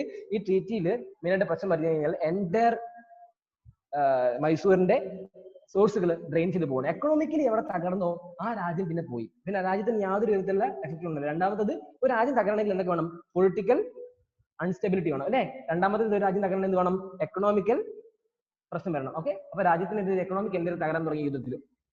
ഓക്കെ, പിന്നെ ട്രീറ്റി ഓഫ് ശ്രീരംഗപട്ടണത്തിൽ വേറെ ഇഷ്യൂ വന്നു 1792. Half of the Mysore territory ആർക്ക് കൊടുക്കേണ്ടി വന്നു? ഈ പറയുന്ന വിജയിച്ച ആളുകൾക്ക് കൊടുക്കേണ്ടി വന്നു. അപ്പൊ സ്വാഭാവികമായിട്ട് ഈ ടെറിട്ടറിയിൽ എന്ത് ചെയ്തു? ബ്രിട്ടീഷുകാർ കോൺഗ്രസ് ചെയ്ത ഭാഗം എന്ന് പറയുന്നത് ബാരാമൽ, ഡിണ്ടിഗൽ ആൻഡ് മലബാർ ആണ്. ഡിണ്ടിഗൽ എന്തുകൊണ്ടാണ് വരാൻ കാരണം? ഡിണ്ടിഗൽ ഇത്ര ഇമ്പോർട്ടൻസ് എന്താ? ഡിണ്ടിഗലിലാണ് ഈ പറയുന്ന ടിപ്പു സുൽത്താന്റെയും ഹൈദരാലി ഉണ്ടാക്കിയിട്ടുള്ള ആം ഫാക്ടറി എവിടെയുള്ളത്. അപ്പൊ സ്വാഭാവികമായിട്ട് ആർക്ക് ആ സാധനം വേണം? ബ്രിട്ടീഷുകാർക്ക് വേണം. ബ്രിട്ടീഷുകാർ ആ ഭാഗം അക്വയർ ചെയ്തു. Maratha got territory on Tungabhadra side. Tungabhadra സൈഡിലുള്ള ഭാഗത്താണ് മറാത്താസിന് കിട്ടിയിട്ടുള്ളത്. അപ്പൊ അവിടെ നിന്ന് അവർക്ക് എന്ത് ചെയ്യാൻ വേണ്ടി ടാക്സ് കളക്ട് ചെയ്യാൻ പറ്റും. അഗ്രികൾച്ചർ ഫ്ലോറിസ്റ്റ് ആയിട്ടുള്ള ഭാഗമാണ്. നിസാമിന് കിട്ടിയിട്ടുള്ളത് കൃഷ്ണ ടു പെന്ന റീജിയൻ ആണ്. അതും ഈ പറയുമ്പോൾ സക്സസ്ഫുള്ളി ആയിട്ടുള്ള ഭാഗം തന്നെയാണ്. ഓക്കെ, അപ്പോൾ സ്വാഭാവികമായിട്ട് അവിടെ ഈ പറയുന്ന സ്ഥലങ്ങൾ തിരിച്ചെടുത്തു. ഈ പറയുന്ന ആർക്ക്? ട്രാവൻകൂർ എന്ന് കിട്ടി. അവർ പർച്ചേസ് ചെയ്ത ഭാഗം തന്നെ കിട്ടി. ഓക്കെ, ട്രാവൻകൂർ എപ്പോഴും ഈ പറയുന്ന ബ്രിട്ടീഷുകാരുടെ അലൈ കാണിച്ചിട്ടുള്ള ഒരു ക്യാരക്ടർ ആയിരുന്നു ഉണ്ടായിരുന്നത് സദാ സമയങ്ങളിൽ. ഓക്കെ, പിന്നെ ഈ വാർ ഡാമേജ് ആയിട്ട് 3 crore rupees and 30 lakhs ഇത്രയും റുപ്പീസ് ആരും ടിപ്പു സുൽത്താൻ കൊടുക്കേണ്ടി വന്നിട്ടുണ്ട്. ഓക്കെ, വാർ ഡാമേജ് ആയിട്ട്. പിന്നെ ഹാഫ് ഓഫ് ദി വാർ ഇൻഡിമിനിറ്റി. ഈ പറയുന്ന സെയിം കാര്യങ്ങൾ. ടിപ്പു സുൽത്താൻ ഒരു പ്രോബ്ലം പറ്റുന്ന വെച്ച് കഴിഞ്ഞാൽ ടിപ്പു സുൽത്താന്റെ മക്കളെ എന്ത് ചെയ്തു? ഹോസ്പിറ്റലായിട്ട് കോൺവാലിസ് കൊണ്ടുപോവുകയും ചെയ്തു. ഇത് ടിപ്പു സുൽത്താൻ ഭയങ്കര ഒരു പ്രശ്നമായിട്ടുണ്ട്. ഇതായിരുന്നു ട്രീറ്റി ഓഫ് ശ്രീരംഗപട്ടണം. ഇതുകൊണ്ടായിരുന്നു ഇത് ഫോർത്ത് ആംഗ്ലോ മൈസൂർ വാറിന്റെ സ്റ്റാർട്ടിങ്. ഓക്കെ, ഇത്രയും കാര്യങ്ങൾ നിങ്ങൾക്ക് മനസ്സിലായോ? ഈ 3 ആംഗ്ലോ മൈസൂർ വാറുകൾ നിങ്ങൾക്ക് മനസ്സിലായോ? ഇത്രയും പറഞ്ഞ കാര്യങ്ങൾ. ഓക്കെ, ശരിക്കും നിങ്ങൾ UPSC ഇത്രയും ഡീറ്റെയിൽ ആയിട്ട് ചോദിക്കില്ല, നോർമൽ രീതിയിൽ ചോദിക്കും. ഞാൻ കഥ പോലെ നിങ്ങൾക്ക് പറഞ്ഞു തന്നതാണ്. അപ്പൊ നിങ്ങൾ ബാക്കി വായിക്കുന്ന സമയത്ത് മനസ്സിലാവും. ആർക്കെങ്കിലും സംശയമുണ്ടോ? അക്ഷയ്, ഞങ്ങൾ ആൺകുട്ടികളുടെ പേര് വിളിക്കുന്നില്ല, അതുകൊണ്ട്. അക്ഷയ് ക്ലിയർ ആണോ? അക്ഷയ്, ഡൗട്ട് ക്ലിയർ അല്ലേ? അതെ. എന്തെങ്കിലും ഡൗട്ട് ഉണ്ടെങ്കിൽ ചോദിക്കണേ, ആരാണെന്ന് ചോദിക്കണം. ഓക്കെ, അമിത, ചൈതന്യ, ഗൗരി, ഓക്കെ ക്ലിയർ അല്ലേ? ഇത്രയും കാര്യങ്ങൾ ക്ലിയർ ആയിട്ടുണ്ട്. ബാക്കി നിങ്ങൾ വായിക്കുമ്പോൾ ശ്രീരംഗപട്ടണം അതേപോലെ ശ്രീരംഗപട്ടണം രണ്ടും ഒന്ന് തന്നെയല്ലേ? അതാണ്, അത് യൂസ് ചെയ്യുന്നതിന് വ്യത്യാസമുണ്ട്. രണ്ടും ഒന്ന് തന്നെയാണ്. ഓക്കെ, അത് യൂസ് ചെയ്യുന്നതിന് വ്യത്യാസമാണ്. അത് ചില സമയത്ത് ശ്രീരംഗപട്ടണം ചില ശ്രീരംഗപട്ടണം കാണാൻ പറ്റും. അത് യൂസ് ചെയ്യുന്ന സെയിം ആണ്. ഓക്കെ, അത് നമുക്ക് ഏത് എഴുതാൻ തെറ്റൊന്നുമില്ല. അത് ബുക്കുകളുടെ വ്യത്യാസം കൊണ്ടാണ്. ഇപ്പൊ ശ്രീരംഗപട്ടണം തന്നെ അറിയപ്പെടുന്നത്. Okay, clear. Fourth Anglo Mysore war ഇതാരെ ചോദിച്ചത്? ആരാണ് ചോദിക്കുമ്പോൾ പേരെന്ന് പറഞ്ഞെങ്കിൽ ഉപകാരം ഉണ്ടായിരുന്നു കേട്ടോ. പ്രവിത. പ്രവിത. ഓക്കെ, അപ്പൊ ചോദിക്കുമ്പോൾ എനിക്ക് ആ പേര് മനസ്സിലാക്കി കഴിഞ്ഞാൽ സുഖമാണ്. ചോദിച്ചോളൂ. ശ്രീരംഗപട്ടണത്ത് സ്റ്റാച്യു ഓഫ് ലിബർട്ടി സ്ഥാപിച്ചത് ഇദ്ദേഹമല്ലേ? ടിപ്പു സുൽത്താൻ അല്ലേ? ടിപ്പു സുൽത്താനാണ് സ്ഥാപിച്ചത്. ടിപ്പു സുൽത്താൻ. ഓക്കെ, അത് KS ചോദിച്ച ഒരു ക്വസ്റ്റ്യൻ ആണ്. ഞാനത് പറഞ്ഞിരുന്നല്ലോ മുമ്പ്, ഓർമ്മയുണ്ടോ? റൈസ് ഓഫ് ഓട്ടോണമസ് സ്റ്റേറ്റ്സിനെ സമയത്ത് ഞാൻ പറഞ്ഞിരുന്നു. ഓർമ്മയുണ്ടോ? ടിപ്പു സുൽത്താന്റെയും ഈ ഹൈദരാലിന്റെ കുറെ കാര്യങ്ങൾ പറഞ്ഞ സമയത്ത് ഞാൻ പറഞ്ഞിരുന്നു. സ്റ്റാച്യു ഓഫ് ലിബർട്ടി സ്ഥാപിച്ചിട്ടുള്ളത് പറഞ്ഞില്ലായിരുന്നില്ലേ? സർ, അപ്പൊ ഈ ടിപ്പു സുൽത്താൻ ഓൾറെഡി ഫ്രഞ്ചുമായിട്ട് നല്ല അലയൻസ് ഉണ്ടായിരുന്നോ? ഫ്രഞ്ചുമായിട്ട് അലയൻസ് ഉണ്ട് ടിപ്പു സുൽത്താൻ. ഫ്രഞ്ചുമായിട്ട് ടിപ്പു സുൽത്താൻ അലയൻസ് ഉണ്ടായിരുന്നല്ല. ആർക്കാണ് ടിപ്പു സുൽത്താനായിട്ട് ഏറ്റവും കൂടുതൽ അലയൻസ് ഉണ്ടായിരുന്നത്? എവിടുന്ന ടിപ്പു അലയൻസ് വരുന്നത് ഫ്രഞ്ചുമായിട്ട്? ഓർമ്മയുണ്ടോ? ഹൈദരാലി ഇവിടുന്ന് അലയൻസ് തുടങ്ങിയിട്ടുണ്ട് ഫ്രഞ്ചുമായിട്ട്, ഇല്ലേ? സ്വാഭാവിക അച്ഛൻ അലയൻസ് ഉണ്ടാക്കിയിട്ടുണ്ട്. പിന്നെ ടിപ്പു സുൽത്താന്റെ കുറച്ച് കാര്യങ്ങൾ ഞാൻ പറയാം. ടിപ്പു സുൽത്താന്റെ ഇൻട്രസ്റ്റിംഗ് കാര്യങ്ങൾ എന്താ വെച്ച് കഴിഞ്ഞാൽ, ടിപ്പു സുൽത്താൻ ജാക്കോബിയൻ ക്ലബ്ബുമായിട്ട് ബന്ധമുണ്ട്, ഫ്രഞ്ചിന്റെ. ഓക്കെ, ടിപ്പു സുൽത്താൻ ഈ ഫ്രഞ്ചായിട്ട് ഭയങ്കര കണക്ഷൻ ഉണ്ട്. നമ്മൾ വിചാരിക്കുന്ന പോലെയല്ല, ഫ്രഞ്ചായിട്ട് ഭയങ്കരമായിട്ട് കണക്ഷൻ ഉണ്ട്. ഓക്കെ, ഫ്രഞ്ചിന് ചില സമയങ്ങളിൽ ടിപ്പു സുൽത്താനെ സഹായിക്കാൻ പറ്റിയില്ല എന്നേ ഉള്ളൂ. ഫ്രഞ്ച് ഓൾറെഡി ഹ്യൂമിലേറ്റഡ് ഡിഫീറ്റ് നടന്നുകൊണ്ടിരുന്ന സമയമാണ് ഫ്രഞ്ചിന്റെ ടൈം. ഓക്കെ, ഈ പറയുന്ന ഫ്രഞ്ചുമായിട്ടും ടിപ്പു സുൽത്താന്റെ കണക്ഷൻ കാരണം പറഞ്ഞ ഈ എന്താ പറയാ,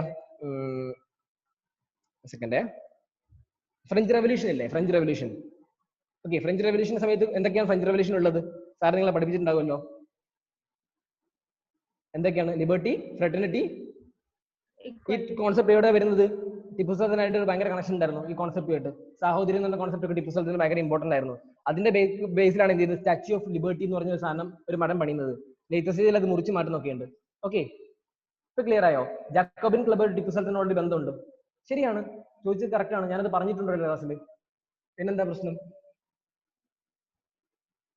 ചോദിച്ചോളൂ. നേരത്തെ ചോദിച്ചാൽ എന്താ ചോദ്യം മൊത്തത്തിൽ പറയാമോ? ബന്ധമുണ്ടോ എന്ന് ചോദിച്ചതാണോ, അല്ലെങ്കിൽ അതിന്റെ പേരിൽ നിന്ന് ഡൗട്ട് വന്നതാണോ? അല്ല സർ, ചോദിച്ചതാണ്. എവിടെയോ ഓക്കെ, അപ്പൊ ഉണ്ട്, തീർച്ചയായിട്ടും ബന്ധമുണ്ട്. ടിപ്പു സുൽത്താന് ഫ്രഞ്ചുമായിട്ട് അഭേദ്യമായ ബന്ധം. ഓക്കെ, കാരണം അച്ഛൻ ഓൾറെഡി ബന്ധം ഉണ്ടാക്കിയിട്ടുണ്ടല്ലോ, നമ്മൾ പറഞ്ഞല്ലോ. സെക്കൻഡ്, കാരണം എന്തുകൊണ്ടാ ഇംഗ്ലീഷുകാരെ വിശ്വസിക്കാൻ പറ്റില്ല? പിന്നെ ടിപ്പു സുൽത്താന്റെ മെയിൻ പർപ്പസ് ഉണ്ടായിരുന്നു. ടിപ്പു സുൽത്താൻ ആഗ്രഹം ഉണ്ടായിരുന്നു വെസ്റ്റേണൈസ്ഡ് ആയിട്ട് ഈ പറയുന്ന സാധനങ്ങളൊക്കെ. Tipu Sultan westernise army create ചെയ്യാൻ താല്പര്യമുണ്ട്. പിന്നെ ടിപ്പു സുൽത്താൻ ഓൾറെഡി ഈ പറയുന്ന ഫ്രഞ്ച് റെവല്യൂഷനായിട്ട് കണക്ഷൻ ഉണ്ട്. ഓക്കെ, ഇതൊക്കെ ആർക്ക് പേടിയുണ്ടായിരുന്നു?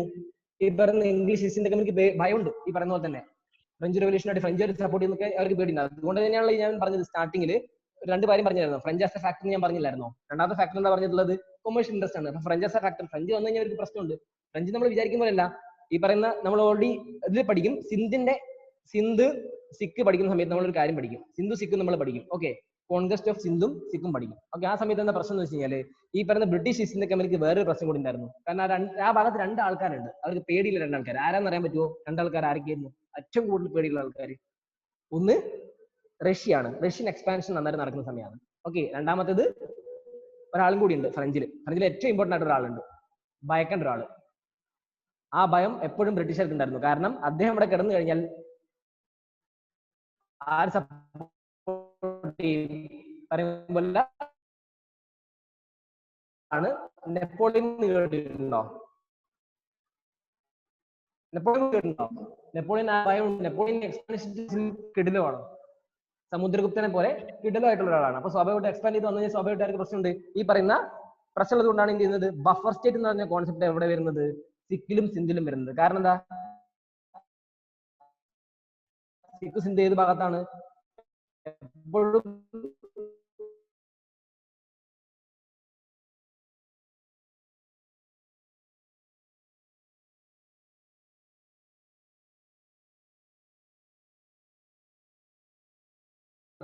അതുകൊണ്ടാണ് ഈ അഫ്ഗാൻ സിന്ധ്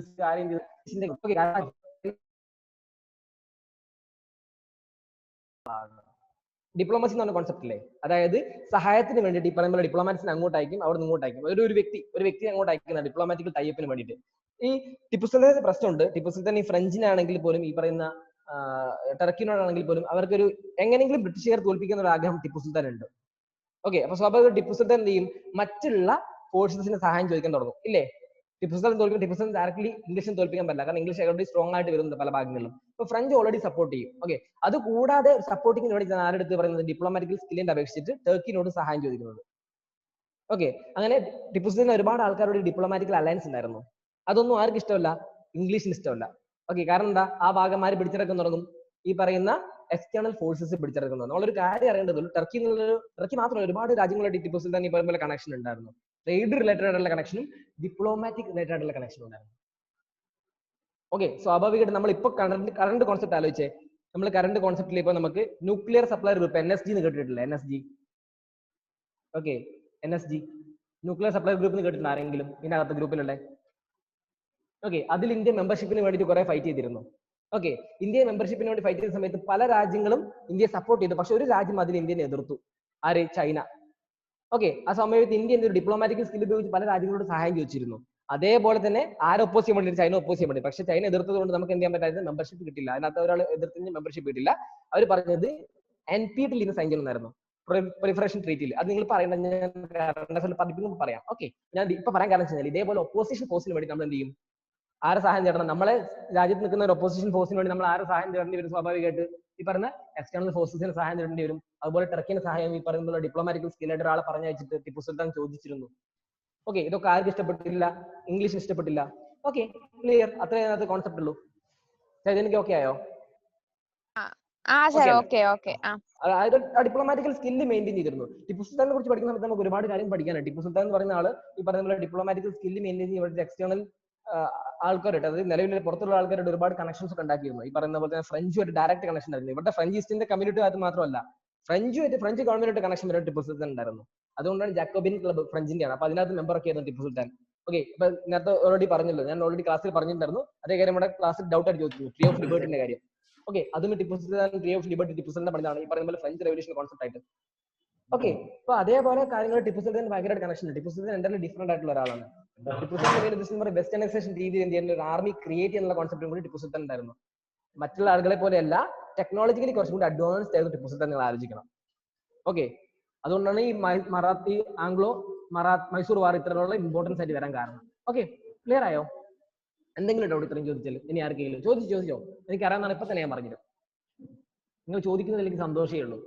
അപ്പോഴാണ് നിങ്ങൾക്ക് മനസ്സിലായെന്ന് എനിക്ക് മനസ്സിലാകുന്നത്. പിന്നെ ആൻസർ കീ 1-2 ആൾ ഞാൻ നോക്കിയ സമയത്ത് പലരും ആൻസർ ശരിയാക്കിയിട്ടുണ്ട്. ആരും നോക്കി എഴുതുന്നല്ലോ, സ്വന്തമായിട്ട് എഴുതി തന്നെയാണോ? ക്വസ്റ്റ്യൻ ഒക്കെ ആൻസർ ഒക്കെ ഓൺലൈനിൽ കിട്ടും. ആരെങ്കിലും നോക്കി എഴുതിയാണോ? നോക്കി എഴുതാനേ പറഞ്ഞോ, കുഴപ്പമൊന്നുമില്ല, അങ്ങനെ ഒന്നും പറയാൻ പോകുന്നില്ല. പക്ഷേ നോക്കി എഴുതാതിരിക്കുക. സ്വന്തമായിട്ട് നിങ്ങൾ എഴുതുന്ന സമയത്ത് എനിക്കൊരു സന്തോഷം തോന്നുന്നുണ്ട്. കാരണം നിങ്ങൾക്ക് അറിയാമല്ലോ, നിങ്ങൾ പഠിക്കുന്നുണ്ടല്ലോ എന്നൊരു സന്തോഷം എനിക്കുണ്ട്. ഓക്കെ, അപ്പൊ ഓക്കെ അല്ലേ? ഇത്രയും ആർക്കെങ്കിലും ഡൗട്ട്? ആരതി ഓക്കെ? ഇനി ചോദിച്ച ആൾക്കാർ പേര് ഓർമ്മ അല്ലാതുകൊണ്ട് അവർ ഓക്കെ അല്ലേ ഞാൻ ചോദിക്കാറുണ്ട്. ഇതേ ഓക്കെ അല്ലേ? വിഷ്ണുവാന്റെ കയ്യിൽ നിന്ന് ഡൗട്ട് ഒന്നും വരുന്നില്ല. എന്ത് പറ്റി? വിഷ്ണുവാക്ക് ക്ലിയർ ആയതുകൊണ്ടാണോ? ദിവിനെ ഓക്കെ അല്ലേ? ദിവിൻ ആലഞ്ചേരി, അക്ഷയ് ഓക്കെ അല്ലേ? എന്തെങ്കിലും ഡൗട്ട് ഉണ്ടെങ്കിൽ ചോദിച്ചോളൂ കേട്ടോ. പ്രവിഡ എന്താ അവസ്ഥ? ഓക്കെ അല്ലേ? കണ്ടിന്യൂ ചെയ്യാം, നമുക്ക് 4th പഠിക്കാം. ഓക്കെ, അങ്ങനെ എന്ത് ചെയ്തു? ഇതുപോലെ കൊണ്ടുപോയി എന്നുള്ളത് മനസ്സിലാക്കി. ഓക്കെ, അങ്ങനെ 1796 ഈ പറയുന്ന പോലെ ഞാൻ പറഞ്ഞു സോവറിയൻ റൈറ്റ് ഈ പറയുന്ന പോലെ ടിപ്പു സുൽത്താനെ കുറച്ച് കൂടുതലാണ്. അങ്ങനെ ഒഡയർ ഡൈനാസ്റ്റിയിലെ ആ റൂളർ അവസാനിക്കുകയാണ്. ഓക്കെ, ആ ഹിന്ദു റൂളർ ഓഫ് ഒഡയർ ഡൈനാസ്റ്റി അവസാനിച്ചതിന് ശേഷം ടിപ്പു സുൽത്താൻ എന്ത് ചെയ്തു? അടുത്ത മൈനർ സണ്ണിനെ ടിപ്പു സുൽത്താൻ എന്ത് ചെയ്തില്ല? രാജാവായിട്ട് സുൽത്താനായിട്ട് അംഗീകരിക്കാൻ ശ്രമിച്ചില്ല. ടിപ്പു സുൽത്താൻ ഇപ്പോഴും ഞാൻ പറഞ്ഞു ഡിഫാക്ടോ ആണ് ടിപ്പു സുൽത്താൻ റൂൾ ചെയ്യുന്നത്. പക്ഷെ ഓൾറെഡി ഒഡയർ ഡൈനാസ്റ്റിന്റെ ഹിന്ദു റൂളേഴ്സ് ആണ് രാജാവ് എന്നുള്ള രീതിയിൽ നിൽക്കുന്നത്. പക്ഷെ ടിപ്പു സുൽത്താനാണ് ഇത് ക്യാരി ചെയ്യുന്നതല്ലോ. ഓക്കെ, അങ്ങനെ ആ രാജാവ് മരിച്ച സമയത്ത്, ഇത് രാജാവ് നിങ്ങൾ അറിയേണ്ട ആവശ്യമില്ല, ഒഡയർ ഡൈനാസ്റ്റിയിലെ രാജാവ് മരിക്കുകയാണ്. അതിനുശേഷം ടിപ്പു സുൽത്താൻ ചെയ്തു? രാജാവിനെ മൈനർ സണ്ണായിട്ടുള്ള രാജാവിനെ മൈനർ സണ്ണിന് എന്ത് ചെയ്യാൻ പറ്റില്ല? രാജാവായിട്ട് അംഗീകരിച്ചില്ല. ടിപ്പു സുൽത്താൻ സെൽഫിലി ഡിക്ലെയർ ചെയ്തു, ടിപ്പു സുൽത്താൻ സുൽത്താൻ എന്നുള്ള പേര് വെച്ചു. ടിപ്പു അങ്ങനെ ടിപ്പു സുൽത്താനായിട്ട് മാറി. നമ്മളെപ്പോഴും ഓൾറെഡി ടിപ്പു സുൽത്താൻ പറഞ്ഞതുകൊണ്ടാണ് ടിപ്പു സുൽത്താനായിട്ട് മാറുകയാണ്. ഓക്കെ, ഇപ്പൊ ടിപ്പു സുൽത്താൻ ഈ പറയുന്ന പോലെ തന്നെ ഒരു 2-3 കാര്യമുണ്ട്. ടിപ്പു സുൽത്താൻ ആക്ഷൻ എന്ന് പറയുന്നത് അദ്ദേഹത്തിന് ഭയങ്കരമായിട്ട് ദേഷ്യമുണ്ട്. കാരണം അദ്ദേഹത്തിന്റെ ഹ്യൂമിലേറ്റിംഗ് ഡിഫീറ്റ് ആയിരുന്നു ഈ പറയുന്ന എന്തുണ്ടായിരുന്നത്? 3rd ആംഗ്ലോ മൈസൂർ വാറിൽ ഉണ്ടായിരുന്നത്. അതായത് ട്രിറ്റി ഓഫ് ശ്രീരംഗപട്ടണത്തിൽ ഇതുപോലെ ഇഷ്യൂ ഉണ്ടായിരുന്നു സ്വാഭാവികമായിട്ട്. അപ്പൊ ടിപ്പു സുൽത്താൻ എന്ത് ചെയ്തു? അദ്ദേഹം 2-3 കാര്യം കൂടി ഇതിനകത്ത് മനസ്സിലാക്കിയിട്ടുണ്ട്. അദ്ദേഹത്തിന് നേവി കുറച്ചും കൂടി ഡെവലപ്പ് ചെയ്യാൻ ആഗ്രഹം വന്നു. അപ്പൊ സ്വാഭാവികമായിട്ട് ആരെ സപ്പോർട്ട് ചെയ്യും? ഈ പറയുന്ന വെസ്റ്റേണൈസേഷൻ സപ്പോർട്ട് തേടിയിട്ട് എന്ത് ചെയ്തു? അദ്ദേഹം ബാറ്റിൽ ഷിപ്പും ഫ്രിഗേറ്റ്സും ഒക്കെ കൊണ്ടുവരാൻ തുടങ്ങി. എന്ത് ചെയ്തു? ആരോട് അറ്റാക്ക് ചെയ്യാൻ വേണ്ടിയിട്ട്? ഈ പറയുന്ന ബ്രിട്ടീഷുകാരെ അറ്റാക്ക് ചെയ്യാൻ വേണ്ടിയിട്ട്. ഓക്കെ, ബ്രിട്ടീഷുകാരെ ഒപ്പോസ് ചെയ്യാൻ വേണ്ടി അദ്ദേഹം ചെയ്തിട്ടുള്ള കാര്യങ്ങളാണ് ടിപ്പുവിന്റെ ആക്ഷൻസ് ആണ്. ടിപ്പുവിന്റെ ആക്ഷൻസ് ആദ്യത്തെ ആക്ഷൻ എന്ന് പറയുന്നത് ഈ പറയുന്ന പോലെ തന്നെ എന്ത് ചെയ്തു? 1796 മൈനർ സൺ ആയിട്ടുള്ള ഒഡയർ ഡൈനാസ്റ്റിയിലെ മൈനർ സണ്ണിനെ എന്ത് ചെയ്തിട്ടില്ല? രാജാവ് അംഗീകരിച്ചില്ല. ടിപ്പു സുൽത്താൻ സെൽഫിൽ എന്ത് ചെയ്തു? ടിപ്പു എന്ത് ചെയ്തു? ടിപ്പു സുൽത്താനായിട്ട് അംഗീകരിച്ചു. ഞാനാണ് എൻ സുൽത്താൻ. ഓക്കെ, അതായത് മൈസൂരിലെ സുൽത്താൻ ഞാനാണ്. ഓക്കെ, ലേറ്റർ സ്റ്റേജിൽ ടിപ്പു എന്ത് ചെയ്തു? ഈ പറയുന്ന പോലെ തന്നെ ഹ്യൂമിലേറ്റിംഗ് ഡിഫീറ്റ്, ട്രീറ്റി ഓഫ് ശ്രീരംഗപട്ടണം ഹ്യൂമിലേറ്റിംഗ് ആണ് ഞാൻ പറഞ്ഞത്. എന്തുകൊണ്ടാണ് ഹ്യൂമിലേറ്റിംഗ് ആകാൻ കാരണം? ഹാഫ് ഓഫ് ദി ടെറിട്ടറി ആർക്ക് കൊടുക്കേണ്ടി വന്നു? ഈ പറയുന്ന അലയൻസിന് കൊടുക്കേണ്ടി വന്നു. അലയൻസ് ആരൊക്കെയായിരുന്നു? ഇംഗ്ലീഷ്, മറാത്താസ്, നിസാം. ഇവർക്കൊക്കെ ഹാഫ് ഓഫ് ദി ടെറിട്ടറി കൊടുത്ത കാര്യം ഞാൻ ട്രീറ്റി ഓഫ് സെരിംഗപട്ടണത്തിൽ പറഞ്ഞിട്ടുണ്ടായിരുന്നു, ഓർമ്മയുണ്ടോ? റെഡി അല്ലേ? 1796 ടിപ്പു സുൽത്താൻ എന്ത് ചെയ്തു? ഈ പറയുന്ന മോഡേണൈസ്ഡ് നേവി, ഞാൻ പറഞ്ഞു വെസ്റ്റേണൈസേഷൻ ഓഫ് ആർമി അദ്ദേഹം ക്രിയേറ്റ് ചെയ്തിരുന്നു. അതുപോലെ നേവി കുറച്ചുകൂടി മെച്ചപ്പെടുത്താൻ വേണ്ടി ടിപ്പു സുൽത്താൻ എന്ത് ചെയ്തു? 22 ബാറ്റിൽ ഷിപ്പ് ഒക്കെ അദ്ദേഹം ഫ്രിഗേറ്റ്സ് ഒക്കെ വാങ്ങിയിട്ടുണ്ടായിരുന്നു. സ്വാഭാവികമായിട്ട് ആർക്ക് ദേഷ്യം വരും? ഈ പറയുന്ന പോലെ തന്നെ കോൺവാലിസ് മാറി, സോറി മൂവ് ചെയ്തു അതാണ് കോൺവാലിസ് മാറി ആര് വന്നു? പറയുന്ന പോലെ വെലസ്ലി വന്നു. ഓക്കെ വെലസ്ലി വന്നു. വെലസ്ലിക്ക് ഈ പറയുന്ന പോലെ ഇഷ്യൂ വരാൻ തുടങ്ങി. കാരണം ടിപ്പുവിന്റെ ഈ ഫ്രഞ്ചുമായിട്ടുള്ള കണക്ഷൻ ആർക്ക് ഇഷ്ടപ്പെടുന്നില്ല? ഒട്ടും ഇഷ്ടപ്പെടുന്നില്ല ഈ പറയുന്ന പോലെ തന്നെ വെലസ്ലിക്ക്. അപ്പൊ ടിപ്പുവിനെതിരെ എന്ത് ചെയ്തു? ഈ പറയുന്ന പോലെ തന്നെ യുദ്ധം നടത്താൻ അദ്ദേഹം തയ്യാറായി. അപ്പൊ എന്ത് ചെയ്തു? ഈ പറയുന്ന നിസാമിനെ മറാത്താസിനെ ഒപ്പോസ് ചെയ്തു. Influencing Nizam and Marathas. ഈ പറയുന്ന പോലെ ടിപ്പു സുൽത്താൻ എന്ത് ചെയ്തു? ഞാൻ ഓൾറെഡി പറഞ്ഞു, എംബസിലേക്കൊക്കെ ആൾക്കാർ അയക്കാൻ തുടങ്ങി. ഫ്രഞ്ചിന്റെ മൗറീഷ്യസ് ഐലൻഡ് ഒക്കെ ഉണ്ട്, ആ ഭാഗത്തൊക്കെ ആൾക്കാർ അയക്കാൻ തുടങ്ങി. അതുപോലെ തന്നെ അഫ്ഗാനിസ്ഥാനിലേക്കും അറേബ്യയിലേക്ക് ആർക്കും ചെയ്തു? ടിപ്പുവിനെതിരെ ഈ പറയുന്ന പോലെ തന്നെ ആര്? ടിപ്പു ഓൾറെഡി പറഞ്ഞ എക്സ്പാൻഷനിസ്റ്റ് പോളിസിയുള്ള ആളാണ്. സ്വാഭാവികമായിട്ട് ഇത് മൂവ് ചെയ്ത് മോളാക്കട്ടെ. സോറി, അതിനിടയ്ക്ക് ഡിസ്ട്രാക്ഷൻ വരുന്നതാണ്. ഓക്കെ, അപ്പൊ ടിപ്പുവിനെതിരെ എന്ത് ചെയ്തു? വെലസ്ലി കുറെ ഇഷ്യൂസ് കാണാൻ തുടങ്ങി. എന്തൊക്കെയായിരുന്നു വെലസ്ലിന്റെ ഇഷ്യൂസ്? ഓൾറെഡി ഇപ്പൊ ചൈതന്യ ചോദിച്ച പോലെ തന്നെ എന്താണ് അദ്ദേഹം എന്ത് ചെയ്തു? പല സ്ഥലങ്ങളിലേക്കും അംബാസിഡർമാരാക്കാൻ തുടങ്ങി. ഓക്കെ, അറേബ്യയിലേക്കും അഫ്ഗാനിലേക്കും കോൺസ്റ്റന്റിനോപ്പിളിലേക്കും ഭാഗത്തൊക്കെ ടർക്കി പിടിച്ചെടുത്ത സ്ഥലം, അവിടേക്ക് അംബാസിഡർമാർ അയച്ചിട്ട് ആരെ ബ്രിട്ടീഷർ എങ്ങനെ തോൽപ്പിക്കണം. ഓക്കെ, രണ്ടാമത്തത് ഈ പറയുന്ന നിസാമിനെയും മറാത്താസിനെ ഒപ്പോസ് ചെയ്യുന്നത് ആര്? ഈ പറയുന്ന ടിപ്പു സുൽത്താൻ. പിന്നെ അങ്ങനെ രണ്ടും അലൈസ് ആണ്. ഓക്കെ, പിന്നെ എന്താ പ്രശ്നം വന്നത്? ഈ പറയുന്ന ഫ്രഞ്ച് ഒരു കണക്ഷൻ, മൗറീഷ്യസ് വരെ ഫ്രഞ്ചിന്റെ ഐലാൻഡ് ഉണ്ട് ആ ഭാഗത്ത്. ഓക്കെ, അതുകൊണ്ട് അവരോടും ഈ പറയുന്ന ടിപ്പു സുൽത്താൻ അലൈ ചോദിക്കാൻ തുടങ്ങി, സഹായം ചോദിക്കാൻ തുടങ്ങി. സ്വാഭാവികമായിട്ട് എന്ത് ചെയ്തു? ഇംഗ്ലീഷ് വെലസ്ലിക്ക് ഇങ്ങനെ പിടിച്ചു നിൽക്കാൻ പറ്റില്ല. വെലസ്ലി എന്ത് ചെയ്തു? ഈ പറയുന്ന പോലെ തന്നെ വീണ്ടും ഒരു അലയൻസ് ഉണ്ടാക്കുകയാണ്. ഓക്കെ, അലയൻസ് മറാത്താസ്, ഈ പറയുന്ന പോലെ തന്നെ ഇംഗ്ലീഷ്, നിസാം ഓഫ് ഹൈദരാബാദും കൂടി ചേർന്നിട്ട് ടിപ്പു സുൽത്താൻ അറ്റാക്ക് ചെയ്യാണ്. ഓക്കെ, ഈ പറയുന്ന പോലെ മറാത്താസിനെ പിടിച്ചെടുക്കുന്ന പ്രോമിസ് ചെയ്തു. ഹാഫ് ഓഫ് ദി ടെറിട്ടറി, ടിപ്പുവിന്റെ ഹാഫ് ഓഫ് ദി ടെറിട്ടറി മറാത്താസിന് കൊടുക്കാന്ന് പറഞ്ഞു. ഈ പറയുന്ന നിസാമിനെ എന്ത് ചെയ്തു? ഓൾറെഡി സൈൻ ട്രീറ്റി ഉണ്ടായിരുന്നു. ഈ പറയുന്ന നിസാം എന്ത് ചെയ്തു? സബ്സിഡറി അലയൻസിൽ സൈൻ ചെയ്തിട്ടുണ്ടായിരുന്നു ലോർഡ് വെലസ്ലിനെ. ഓക്കെ, വെലസ്ലിയാണ് എന്ത് ചെയ്തത്? സബ്സിഡറി അലയൻസ് കൊണ്ടുവന്നിട്ടുള്ളത്, ലോർഡ് വെലസ്ലി. അതിന് മുമ്പ് ഈ പറയുന്ന പോളിസി ഓഫ് ലണ്ടൻ ട്രൂപ്സ് ആരതായിരുന്നു? പറയട്ടെ, പ്രവീഡ പറയട്ടെ. പോളിസി ഓഫ് ലണ്ടൻ ട്രൂപ്സ് ആരതാ? അഞ്ജലി ഇല്ലാത്തോണ്ട് പ്രവീഡ ആയിക്കോട്ടെ. ആരാ policy of lending troops? Praveeda എന്നല്ലേ പേര് അല്ലേ? ഓക്കെ, ഒരാൾ ആൻസർ പറഞ്ഞു. പോരട്ടെ ആൻസർ പോരട്ടെ. ഞാൻ പോളിസി ഓഫ് ലണ്ടൻ ട്രൂപ്സ് ആരത്? ഫ്രഞ്ചിന് ഞാൻ പോളിസി ഓഫ് ലണ്ടൻ ട്രൂപ്സ് ഡുപ്ലെക്സിനാണ് പോളിസി ഓഫ് ലണ്ടൻ ട്രൂപ്സ്. അതിന്റെ ഭാഗമായിട്ടാണ് ആര് വന്നിട്ടുള്ളത്? സബ്സിഡറി വരുന്ന പറയുന്ന കോൺസെപ്റ്റ് ലോർഡ് വെലസ്ലി ഉണ്ടാക്കിയിട്ടുള്ളത്. ഓക്കെ, വെലസ്ലി ഇമ്പോർട്ടന്റ് ആയിട്ടുള്ള ആളാണ്. അപ്പോൾ നമ്മൾ ഇതിനെ കുറിച്ച് സബ്സിഡറി അലയൻസിനെ കുറിച്ച് ഡീറ്റെയിൽ ആയിട്ട് പഠിക്കും. പക്ഷേ ഷോർട്ട് ആയിട്ട് സബ്സിഡറി അലയൻസിനെ കുറിച്ച് കാര്യം പറഞ്ഞുതരാം. ഓക്കെ, സബ്സിഡറി അലയൻസ് എന്ന് പറയുന്നത് 2-3 കാര്യങ്ങൾ കൂടി ചേർന്നിട്ടാണ്. നമ്മൾ സബ്സിഡറി അലയൻസ് ആയിട്ട് സൈൻ ചെയ്ത് കഴിഞ്ഞാൽ ഒന്നാമത്തേത് ബ്രിട്ടീഷിന്റെ ആർമി ഈ പറയുന്ന രാജ്യത്ത് കൊണ്ടുവെക്കും. ഓക്കെ, ബ്രിട്ടീഷിന്റെ ആർമി ഈ പറയുന്ന രാജ്യത്ത് കൊണ്ടുവെക്കും. ഓക്കെ, ആ ആർമിനെ മെയിൻറ്റെയിൻ ചെയ്യേണ്ടത് ആ രാജ്യത്തിന്റെ രാജാവിന്റെ ഇതാണ്. ഓക്കെ, അതായത് ആ രാജ്യത്തിന് മെയിൻറ്റെയിൻ ചെയ്യുക, അവർക്കുള്ള സാധനങ്ങൾ കൊടുക്കുക എന്നുള്ളത് ആ രാജാവിന്റെ അവകാശമാണ്. ഓക്കെ, അതായത് ഈ പറയുന്ന രാജാവിന്റെ കാര്യങ്ങളാണ്, അവകാശമല്ല ഉത്തരവാദിത്വമാണ്. ഓക്കെ, അതാണ് സബ്സിഡറി അലയൻസിന്റെ ആദ്യത്തെ പോയിന്റ് എന്ന് പറയുന്നത്. രണ്ടാമത്തെ പോയിന്റ് എന്ന് പറയുന്നത് ഈ പറയുന്ന Nizam of Hyderabad already subsidiary alliance sign ചെയ്തല്ലോ. നമുക്ക് ഉദാഹരണം നിസാം ഓഫ് ഹൈദരാബാദിന് എടുക്കാം. ഉദാഹരണമാണ് ഞാൻ പറയുന്നത്. അദ്ദേഹം ഓൾറെഡി സബ്സിഡറി അലയൻസിൽ സൈൻ ചെയ്തതുകൊണ്ട് ഇംഗ്ലീഷുകാരെ സഹായിക്കാൻ പോയിട്ടുള്ളത്. ഓക്കെ, മറാത്താസ് പക്ഷേ അപ്പൊ സബ്സിഡറി അലയൻസ് സൈൻ ചെയ്തിട്ടില്ല. അതുകൊണ്ട് തന്നെ എന്ത് ചെയ്തു? ടിപ്പുവിനെ കിട്ടുന്ന half of the territory promising കൊടുത്തിട്ടുണ്ടായിരുന്നു ഈ പറയുന്ന മറാത്താസിന്. പക്ഷേ നിസാമിന് അതിന്റെ ആവശ്യം വന്നില്ല. നിസാം ഓൾറെഡി സബ്സിഡറി അലയൻസിൽ സൈൻ ചെയ്തുകൊണ്ട് ലോർഡ് വെലസ്ലിക്ക് ഡയറക്റ്റ് ചോദിക്കാൻ പറ്റി. അപ്പോൾ സബ്സിഡറി അലയൻസിന്റെ ആദ്യത്തെ പോയിന്റ് പറയുന്നത് നമുക്ക് എക്സാമ്പിൾ ആയിട്ട് നിസാം ഓഫ് ഹൈദരാബാദിനെ തന്നെ ഞാൻ എക്സാമ്പിൾ ആയിട്ട് പറയാം. കാരണം ഒരു വ്യക്തി രാജാവ് എന്ന് പറഞ്ഞ പേര് ഉപയോഗിക്കുന്നതുകൊണ്ടാണ്.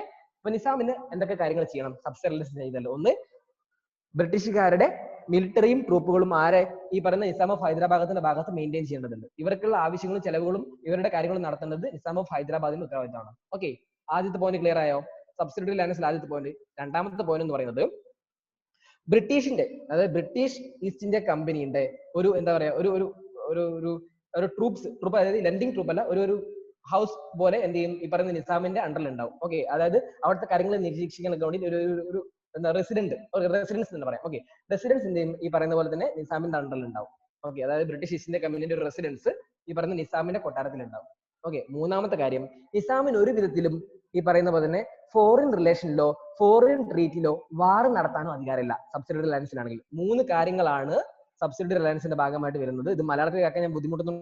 ഓക്കെ, ഞാൻ മലയാളത്തിൽ തന്നെ നിങ്ങൾ പറഞ്ഞു തരുന്നത് 3 കാര്യങ്ങളാണുള്ളത്. അതിൽ ആദ്യത്തെ കാര്യം എന്ന് പറയുന്നത് ഞാൻ ഈ പറഞ്ഞ സെയിം പോയിന്റ് ആണ്. ഒന്ന്, ബ്രിട്ടീഷ് ട്രൂപ്പ്, ബ്രിട്ടീഷിന്റെ മിലിറ്ററി ട്രൂപ്പ് എവിടെ മെയിൻറ്റെയിൻ ചെയ്യും? അത് ഏത് രാജ്യമാണോ സബ്സിഡറി അലയൻസ് സൈൻ ചെയ്യുന്നത് ആ രാജ്യത്ത് മെയിൻറ്റെയിൻ ചെയ്യും. ആ മിലിറ്ററി ട്രൂപ്പിന്റെ എൻറ്റയർ ചെലവുകൾ എടുക്കേണ്ടത് ആ സുൽത്താന്റെ അല്ല ആ രാജാവിന്റെ ഉത്തരവാദിത്തമാണ്. രണ്ടാമത്തെ പോയിന്റ് എന്ന് പറയുന്നത്, സെയിം ഒരു ബ്രിട്ടീഷ് റെസിഡന്റ് ആ രാജകൊട്ടാരത്തിൽ ഉണ്ടാവും. മൂന്നാമത്തെ പോയിന്റ് എന്ന് പറയുന്നത് എന്താണ്? ഇവർക്ക് യാതൊരു വിധത്തിലും ഫോറിൻ റിലേഷനിലോ ഫോറിൻ ട്രീറ്റിലോ സൈൻ ചെയ്യാൻ അധികാരമില്ല without the permission of English East India company. And other thing, ഇവർക്ക് യുദ്ധം നടത്താൻ പോലും ഡിക്ലെയർ ചെയ്യാൻ പോലും അധികാരം ഇല്ല. ഓക്കെ, ഇതാണ് സബ്സിഡറി അലയൻസിന്റെ പ്രത്യേകത. സ്വാഭാവികമായിട്ട് നിസാമിന് എന്തെങ്കിലും കൊടുക്കേണ്ട ആവശ്യമുണ്ടോ? ഓൾറെഡി അദ്ദേഹം സബ്സിഡറി അലയൻസിൽ സൈൻ ചെയ്തതുകൊണ്ട് ഈ പറയുന്ന ഇംഗ്ലീഷ് ഈസ്റ്റ് ഇന്ത്യ കമ്പനിയായിട്ട് എന്ത് ചെയ്തു? യുദ്ധത്തിൽ പങ്കെടുത്തു, ടിപ്പുവിനെ അറ്റാക്ക് ചെയ്തു. ക്ലിയർ? ഈ ബാറ്റിൽ ടിപ്പു മരിക്കുകയാണ്. ഓക്കെ, ബാറ്റിൽ ഫീൽഡിൽ ടിപ്പു മരിക്കുന്നൊക്കെ ഉണ്ട്. ഈ ഫാമിലി മെമ്പേഴ്സ് വർ കൺഫിറ്റഡ് ടു വെല്ലൂരിലേക്ക് മാറാണ് അവരുടെ ഫാമിലി മെമ്പേഴ്സിന്. ഓക്കെ, അങ്ങനെ മൈനർ സൺ ആയിട്ടുള്ള കൃഷ്ണരാജ 3. ഓക്കെ, ഞാൻ പറഞ്ഞു നേരത്തെ ഒരു മൈനർ സണ്ണിന്റെ കാര്യം പറഞ്ഞു. ആ കൃഷ്ണരാജ 3 എന്ത് ചെയ്തു? വീണ്ടും രാജാവായിട്ട് കൊണ്ടുവരികയും ഈ കൃഷ്ണരാജ 3 എന്ത് ചെയ്തു? അലയൻസിൽ സൈൻ ചെയ്യുകയാണ്. അപ്പോ ഈ പറയുന്ന മൈസൂർ എന്താണ്? സബ്സിഡറി അലയൻസിൽ വരികയാണ് 1799. ഓക്കെ, അങ്ങനെ ഈ പറയുന്ന മൈസൂർ ആരുടെ അണ്ടറിലായി? ബ്രിട്ടീഷ് ഈസ്റ്റ് ഇന്ത്യ കമ്പനിയുടെ അണ്ടറിലായി. ഓക്കെ, ഇതിൽ നിങ്ങൾ ശ്രദ്ധിക്കേണ്ട കാര്യം ടെറിട്ടറി ഓഫ് ടിപ്പു ഈ പറയുന്ന ഡിസ്ട്രിബ്യൂട്ടഡ് പ്ലേയേഴ്സിനൊക്കെ ഡിസ്ട്രിബ്യൂട്ട് ചെയ്ത് കൊടുത്തിട്ടുണ്ട്. ഈ പറയുന്നതിന്റെ ഔട്ട്പുട്ട് ആണ് ആഫ്റ്റർ മൈസൂർ വാർ ആഫ്റ്റർ ടിപ്പുവിന്റെ കാര്യം നമ്മൾ പറയുന്നത്. ടെറിട്ടറി എന്ത് ചെയ്തിട്ടുണ്ട്? ഈ പറയുന്ന പോലെ തന്നെ പ്ലേയേഴ്സിനൊക്കെ ഡിസ്ട്രിബ്യൂട്ട് ചെയ്ത് കൊടുത്തിട്ടുണ്ട്. പറഞ്ഞ വാഗ്ദാനങ്ങളൊക്കെ ബ്രിട്ടീഷ് സമയത്ത് പാലിച്ചിട്ടുണ്ട്. ഓക്കെ, പിന്നെ മൈനർ സൺ ആയിട്ടുള്ള കൃഷ്ണരാജ 3 ഓക്കെ രാജഭരണത്തിലേക്ക് കൊണ്ടുവരാണ്. Acceptance subsidiary alliance. ഞാൻ ഓൾറെഡി സബ്സിഡറി അലയൻസ് സമയത്ത് 3 കാര്യങ്ങൾ എക്സ്പ്ലെയിൻ ചെയ്തു. ഈ 3 കാര്യങ്ങളും ഇനി ആര് പാലിക്കണം? ഈ പറഞ്ഞ കൃഷ്ണരാജ 3 പാലിക്കേണ്ട ആവശ്യമുണ്ട്. അതായത് ഒരു കാര്യം പറഞ്ഞു, ഒരു എക്സാമ്പിൾ പറയുകയാണെങ്കിൽ നമ്മുടെ ജമ്മു കാശ്മീർ ഇല്ലേ, ജമ്മു കാശ്മീർ മുമ്പ് ജമ്മു കാശ്മീരിന്റെ അവസ്ഥ എന്തായിരുന്നു? ജമ്മു കാശ്മീരിന്റെ 3 കാര്യങ്ങൾ മാത്രമായിരുന്നു നമ്മളെ അണ്ടറിൽ ഉണ്ടായിരുന്നത്. എന്തൊക്കെയായിരുന്നു 3 കാര്യങ്ങൾ? ആർക്കെങ്കിലും പറയാൻ പറ്റുമോ? നോളജിൽ ആർക്കെങ്കിലും, വായിച്ചിട്ടില്ല ആർക്കെങ്കിലും? അറിയണമെന്ന് നിർബന്ധമൊന്നുമില്ല, ഞാൻ കണക്ഷൻ കിട്ടാൻ വേണ്ടി പറയുന്നതാ. അതുപോലെയാണ് സബ്സിഡറി അലയൻസിന്റെ ഒരു കോൺസെപ്റ്റ്. ജമ്മു കാശ്മീർ നമുക്ക് സെപ്പറേറ്റ് ആയിരുന്നല്ലോ. മഹാരാജ ഹരിസിംഗ് വേറെ രീതിയിലാണ് കണ്ടീഷൻ ചെയ്തത്. ഒന്ന് ഡിഫൻസ്, രണ്ടാമത്തത് ഫോറിൻ അഫയേഴ്സ്, മൂന്നാമത്തത് കമ്മ്യൂണിക്കേഷൻ. ഈ 3 കാര്യങ്ങൾ ആരുടെ അണ്ടറായിരുന്നു? സെൻട്രൽ അണ്ടറില്ല. ബാക്കിയുള്ള എല്ലാ തീരുമാനങ്ങളും ആർക്ക് എടുക്കാൻ പറ്റിയിരുന്നു? പണ്ട് ജമ്മു കാശ്മീരിന് എടുക്കാൻ പറ്റിയിരുന്നു. When Jammu Kashmir become A state. Okay, കാരണം ജമ്മു കാശ്മീരിന്റെ കണ്ടീഷൻ വ്യത്യാസമായിരുന്നു. അവർ സൈൻ ചെയ്ത് വേറെ ട്രീറ്റ് ആയിരുന്നു. അത് നമുക്ക് കറണ്ട് അഫയറിൽ പറയാം. അതേപോലെ തന്നെ സബ്സിഡറി അലയൻസ് വരുന്ന സമയത്ത് എന്താണ്? ഈ പറയുന്ന ഡിഫൻസ് ആരുടെ അണ്ടറിലാണ്? ഈ എന്റെ രാജ്യത്തിന്റെ ഡിഫൻസ് ആരുടെ അണ്ടറിലാണ് വരിക?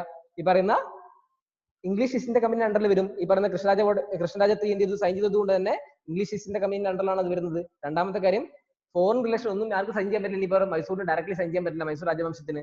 ഓക്കെ, ഇപ്പൊ മൂന്നാമത്തെ കാര്യം എന്താണ്? എന്താ വരിക?